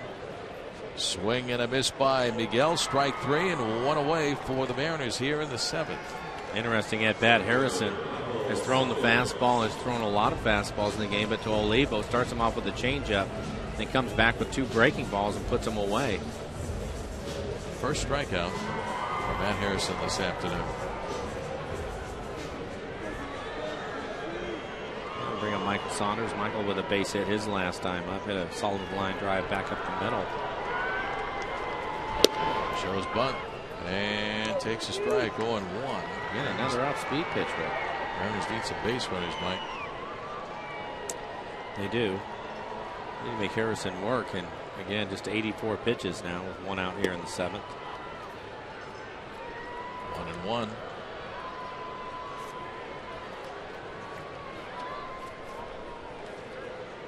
Matt Harrison, part of that big trade a few years ago with the Atlanta Braves. Mark Teixeira going to Atlanta. Another curve is outside, ball 2, 2-1 as the Rangers also acquired Elvis Andrus, Neftali Feliz, along with catcher Jared Saltalamacchia, and also Harrison. 2-2 on Saunders. I would say that trade worked out well for him. Very well. Starting shortstop. 2 starting pitchers. And Saltalamacchia eventually was dealt away. Ground ball back up the middle. Kinsler with a dive, and he can't get to it, and Michael Saunders has his second base hit this afternoon, so Saunders on at first with 1 away. Going back up the middle again for Saunders. Continues to hit left-hander as well. Diving effort for Ian Kinsler as this ball goes back up the middle, just out of his reach. But I think even if he comes up with it, Saunders will beat that out. Yeah. Pretty good effort from Kinsler. 1 on and 1 away, and here is third baseman Sean Figgins. Dustin Ackley getting the day off today against the tough left-hander Matt Harrison. And Figgins has walked. He also lined out to the third baseman, Adrian Beltre. Over the first to get Saunders back.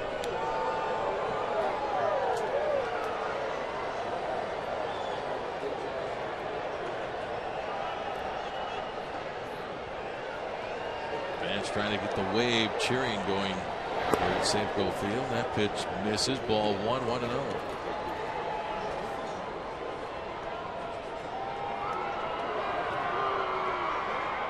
Some activity in the Rangers bullpen. Tanner Shepard's getting loose, right-hander.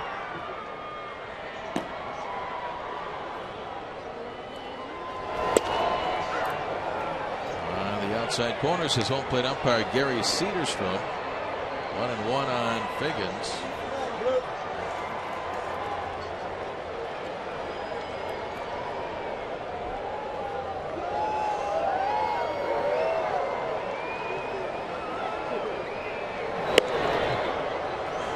Two and one.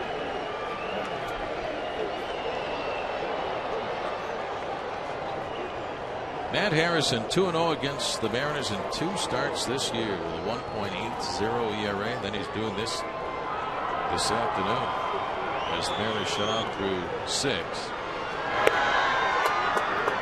All 3-1.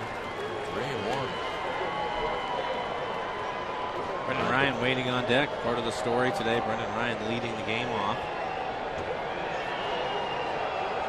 He swung the bat well.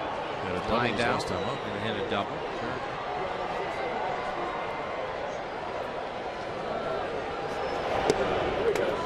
Inside, and that is ball 4.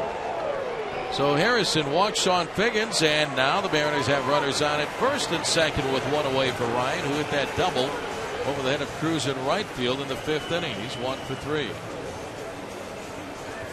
Well, Saturday, July 28th, Mariner legends Randy Johnson and Dan Wilson will be inducted into the Mariners Hall of Fame. Way to go, guys. To commemorate the occasion, we're giving away a dual bobblehead of the 2 battery mates to the first 20,000 fans, thanks to Root Sports. Arrive early to pick up your collectible and join us for the special pre-game induction ceremony that gets underway at 12:30. For tickets to Mariners Hall of Fame Day, visit Mariners.com. Randy Johnson and Dan Wilson going into the Mariners Hall of Fame. Pitching coach Mike Maddox, quick visit to the mound with Harrison. Mariners have 2 aboard. Michael Saunders is on at second, and Sean Figgins on at first base. And here's Brendan Ryan 1 for 3 with that double in the 5th. And Brendan came up with 2 outs in the 2nd inning and a runner on second. A screaming line drive right at Kinsler. Harrison, he's really gone to a lot more off-speed pitches here in this inning. I don't know if he's getting tired and doesn't feel as good about his fastball. He's topped out at 95 miles an hour, been consistently 94, but more off-speed pitches in this inning. 94 pitches for Harrison, working into the 7th. Only 1 out, 2 on. Swing and a miss, off-speed pitch. Good changeup. 1-1. Shipper is now joined by the left-hander, Robbie Ross.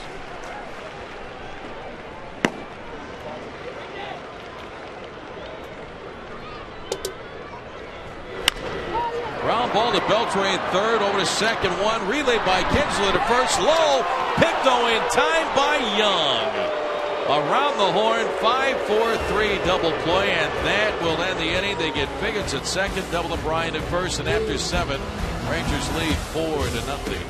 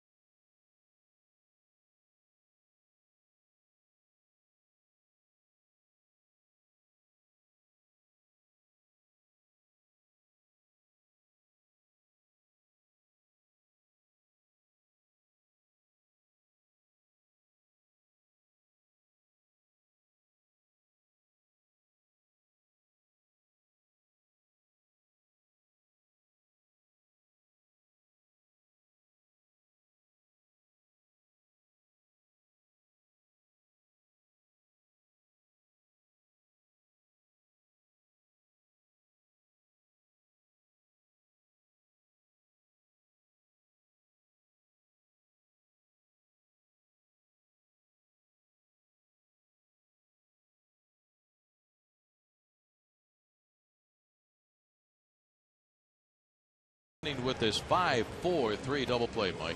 An awkward turn at second base. Beltre with an accurate throw, but Kinsler's feet end up getting tangled up, and a good pick by the veteran Michael Young at first base. But take another look at Kinsler.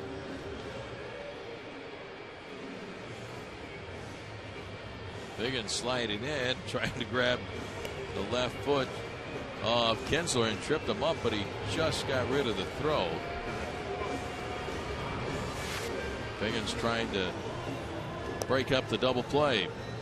Well, we have a pitching change as we go to the top half of the 8th inning. Our Nissan shift to the bullpen.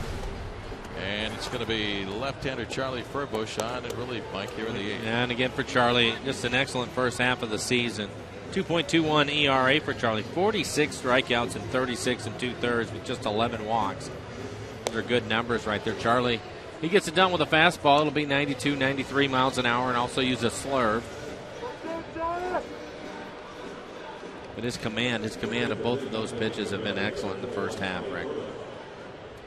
Worthy of an all-star berth, but can only put so many guys on that club.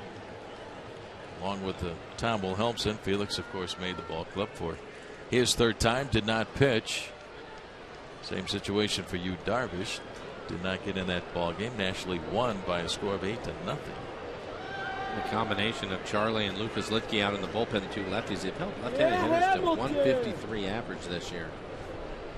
Tough one right here. Josh Hamilton leading off the 8th. Swing and a miss at that breaking ball. 0-1. Nice job by Steve Delabar, who went 2 scoreless innings, did not give up a hit, no walk, struck out 3, retired all 6 batters that he faced with a bloody right thumb. 0-2 on Hamilton. He was 1 for 9 in the series, Mike. He's been on a little bit of a slide. Hamilton off to a great start this year, but has struggled over his last 50 games. Batting .225.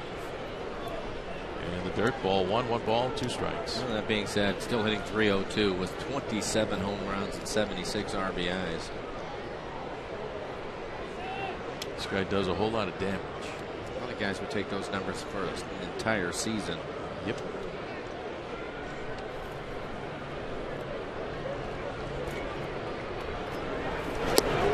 Swing and a miss at that breaking ball. Strike 3. Charlie Furbush with a strikeout. 1 out for the Rangers here in the top half of the 8th. Let's send it out to Angie. Angie. All right, guys, thanks so much. You know, we're often talking about the game within the game. Well, you are really going to want to check out this because that's exactly what we're talking about. It's the all-new Root Sports Game Connect. It's an interactive second-screen experience bringing fans closer to the game with live stats, trends, and analysis. Root Sports Game Connect. Connect now at rootsports.com. All right, we're going to have another pitching change. Eric Wedge wants a different matchup, so we'll step away here in the top of the 8th.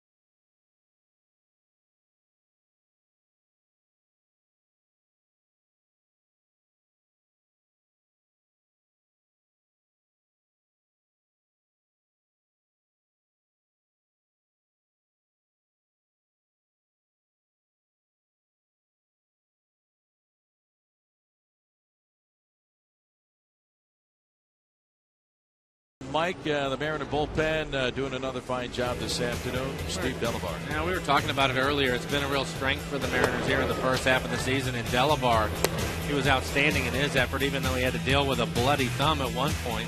But you look at his numbers, 2 innings, 3 strikeouts for him. Only had to throw 24 pitches to get through it, so Delabar was overpowering at times. And then Charlie comes in. He ends up throwing a couple of breaking balls to get Hamilton out. The quality number 3 hitter for the Texas Rangers. Brandon League is the new pitcher. So he takes over from Charlie here in the top half of the 8th. Facing Adrian Beltre, down and away goes. Ball 2, 2 balls and no strikes to count. But Charlie, nice job striking out one of the league's best hitters in Hamilton. So 1 away for Texas.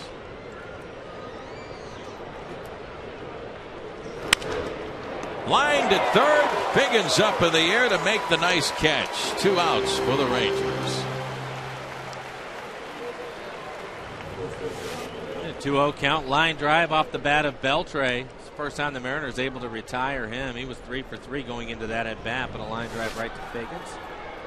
A couple of outs now.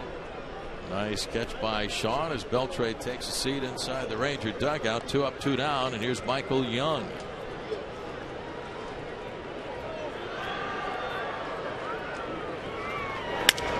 Broken bat looper into shallow center field. A base hit for Young. Got it right off the end of the bat. You can hear his bat crack all the way up here. Let's go back to the first out of the inning when Charlie Fergus struck out Josh Hamilton, Mike.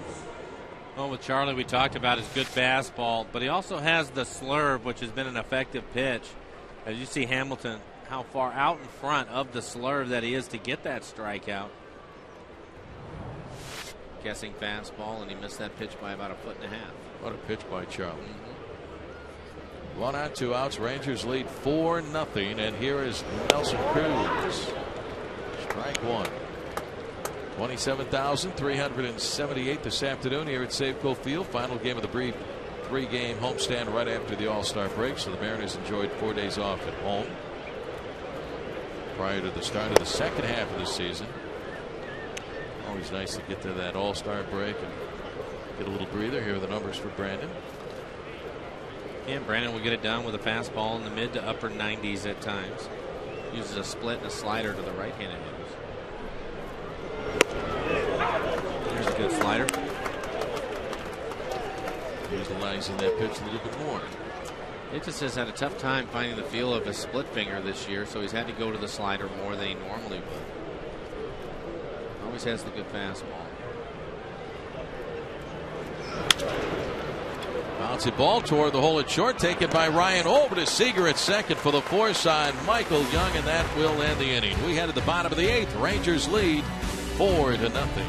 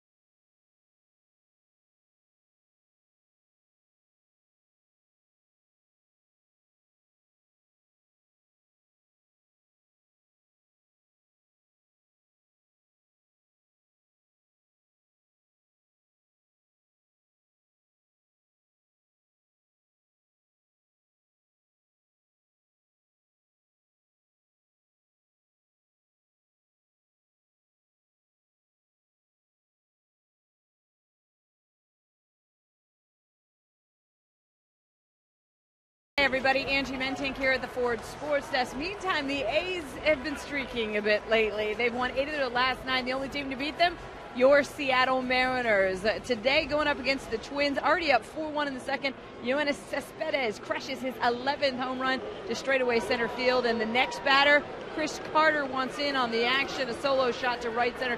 A's with 4 home runs. Twins lose 9-4. Guys? All right, Angie, so we get to the bottom of the 8th inning, 4-0 Rangers. Ichiro leading things off. Matt Harrison has gone all the way so far in this ball game for Texas. 1-0 the count in Ichiro. He'll be followed by Casper Wells and then Jesus Montero. Hot shot, ground ball right to the shortstop. Andrews, his throw to first. And a 1 away for the Mariners here in the 8th. Harrison, contact pitcher this afternoon, Mike. He's pitched well and has used his fastball effectively the last couple of innings, mixing in his changeup and breaking ball a little bit more, but 98 pitches overall for Harrison, so he's still in good shape, although there is some action. Adams getting loose out in the bullpen for the Rangers. A couple of right-handed bats coming up in Wells, Montero, and Smokes. Just a switch hitter. Casper hit last night. 0 for 2 this afternoon, twice flying out to Gentry in center field, and he has walked.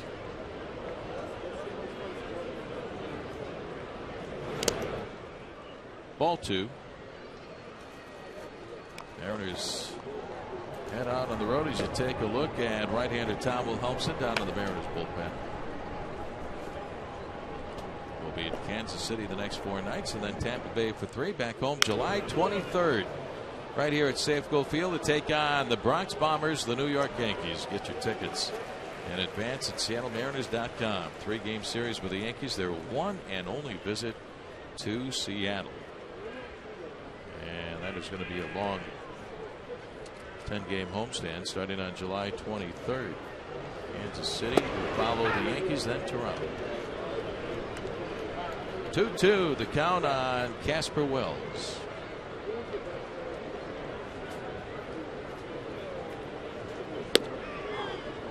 Full count.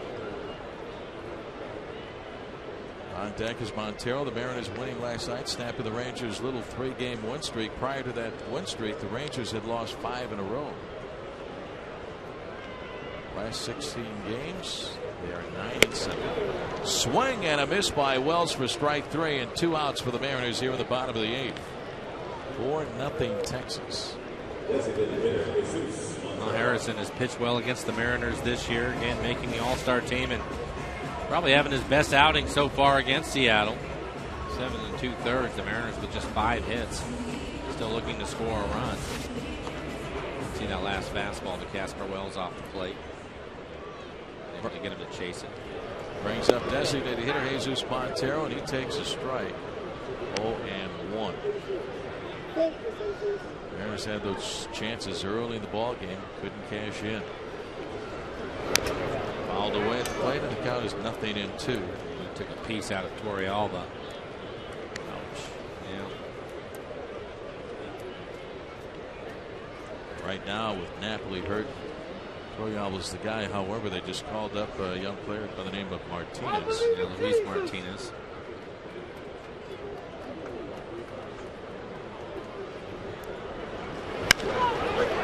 High in the air to shallow left center field, coming in Murphy and Gentry. It'll be Gentry, the center fielder, who makes the catch for out number 3. Harrison continues to be tough through 8. We go to the 9th. Rangers lead 4-0.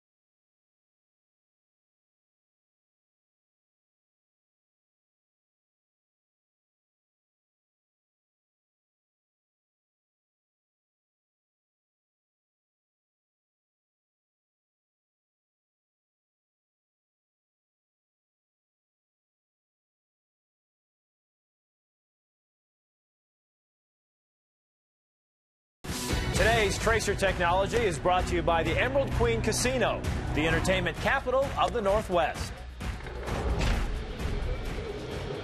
Well, we go to the top half of the ninth inning this afternoon here in Seattle. The Rangers lead by a score of 4-0. Prior to the crowd out there in the landing, out there in the pen here at Safeco Field. We have a new pitcher for the Mariners. Right-hander Tom Wilhelmsen will take over in relief, Mike. Tom getting an inning's worth of work. Not a save opportunity for him, of course, with the Mariners being down 4-0, but he needs to throw. So Tom, on the year, a 2.44 ERA for him. Opponent's average is 2.18, 52 strikeouts to only 15 walks.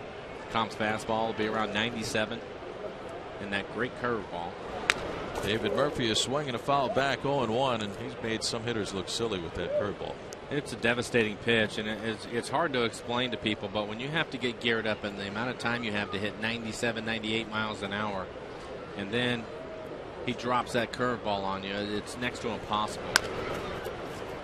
And an easy hop for Justin Smokeover at first, who takes it to the bag for the out on Murphy. One away for the Rangers here in the ninth. Because most of the time as a hitter, Rick, you want to see the ball and then react to the pitch. Yeah. With somebody that throws as hard as Tom does, you can't do that. You don't have the time to do that. So you have to get it going a little bit early. And typically when you do that, that curveball, it just eats you up. Still remember the at-bat by Alexi Ramirez of the Chicago White Sox when Tom threw a curveball in the inside corner for a strike, and he had Ramirez backing away and almost falling down. I think he did fall.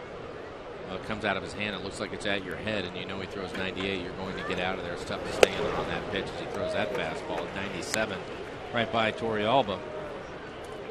So that's a devastating combination. Yeah. Fastball at 97 and that curveball around 78. So much break to it. Head to toe. Fastball misses outside for ball one. 1 ball and 1 strike.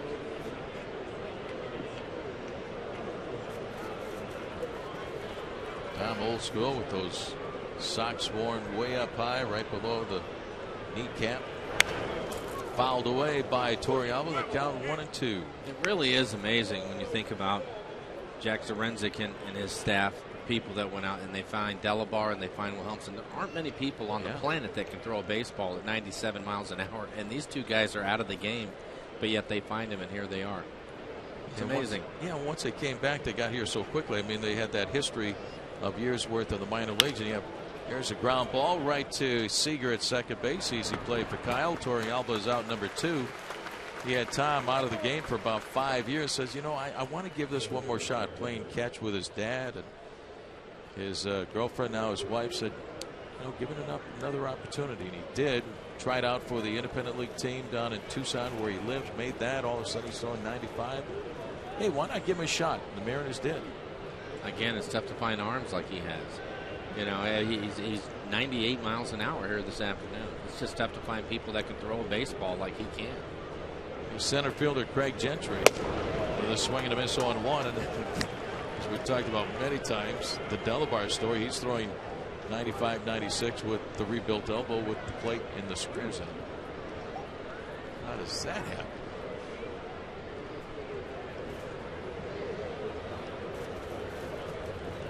Pretty good doctor with a director said as a kid, I guess.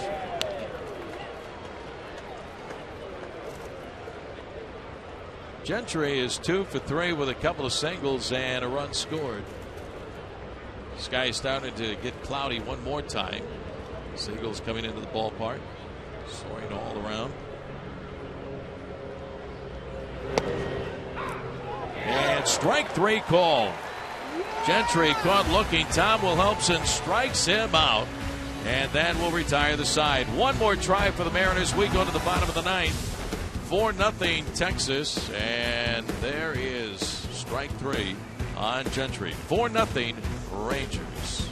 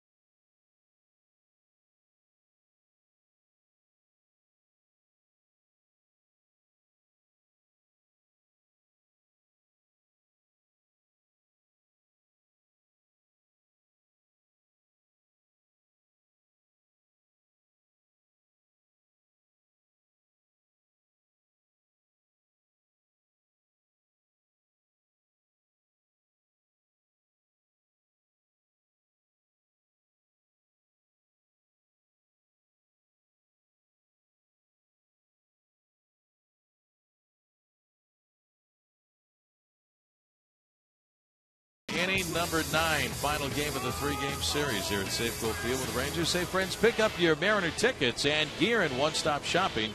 Single-game tickets are available at all Mariners team stores with no service charge, plus score 10% off merchandise the day you purchase them. Visit one of the 5 convenient team store locations now to get your tickets. Kids, moms, and dads here at Safeco Field hoping for a big comeback here in the bottom of the 9th inning. Matt Harrison has been tremendous for the Rangers. Ron Washington going to reward his fine left-handed starter, leaving him out there. 107 pitches for Harrison in the game, 66 of those for strikes, but he's going to give him an opportunity to get a complete game. Take a look at some highlights of Harrison. A good fastball. He's topped out at 95 miles an hour. He's had an excellent changeup, an occasional breaking ball. But again, he's been efficient. Big part of that, getting the Mariners to swing the bats, ground balls, getting some help from his defense. But Harrison coming into the game after this lineup off the bat of Brendan Ryan, the Seager will ground out to first. But coming into this game, an 11-game winner. And now he's trying to go for his 12th win of the year. Joe Nathan, the fine closer for the Rangers, getting loose in the bullpen just in case. But Harrison overall has just been outstanding, Rick. He really has. Very consistent. Just a couple of strikeouts along the way, getting the Mariners hitters to put the ball in play. A lot of line drives, but right at somebody, either that or on the ground. So there's a look at closer Joe Nathan, warming up just in case Harrison gets in any problems here in the bottom half of the 9th inning. So Matt Harrison getting a chance to work the bottom half of the 9th. We'll end up seeing Smoke, Seager, and Olivo in this inning. Smoke in the game is 0 for 3. They have to find a way to get some base runners and put some pressure on him, something that they just have not been able to do. As you look at his numbers against Seattle this year, coming into the game 2-0, a 1.17 ERA for him, 13 strikeouts. Really pitched well. How about that? Look at that ERA. And how about Felix Hernandez now against the Texas Rangers this year in 2 starts? 2-0 with a 0.53 ERA against Texas after he shut out the Rangers last night, winning 7-0. So Justin Smoke will lead things off and take strike 1.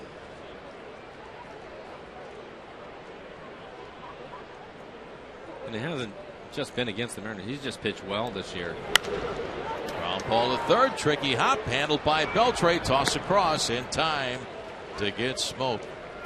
My goodness. Nothing gets by that guy, does it, Mike? No, but Harrison coming into this inning a 2.89 ERA. Beltre's had a couple of tough opportunities and been able to handle him. So 1 away. Matt Harrison's next pitch will be number 100. The batter is Kyle Seager. 110. 110. Yeah.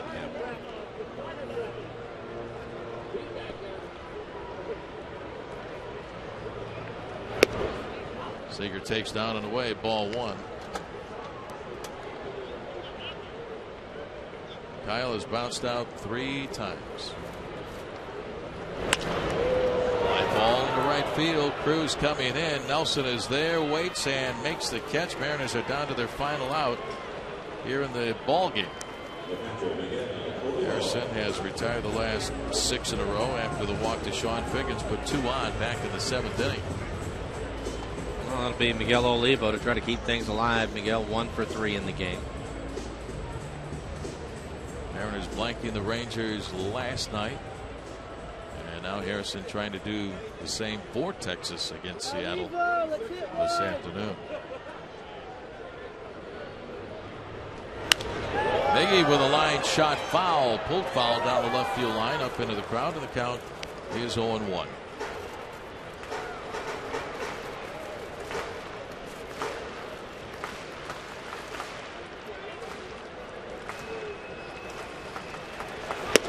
Swing and a miss. 0-2. We'll be in Kansas City tomorrow night. Jason Vargas against Jonathan Sanchez. And a swing and a miss for strike 3 as Matt Harrison goes all the way for the 3rd time this year for the Texas Rangers, and he blanks the Mariners today by a score of 4-0. And for Matt Harrison, his second shutout of the season, he was outstanding. He really was one of the better left-handers you're going to see in the league. Now a 12-game winner here, just a little bit past the halfway point.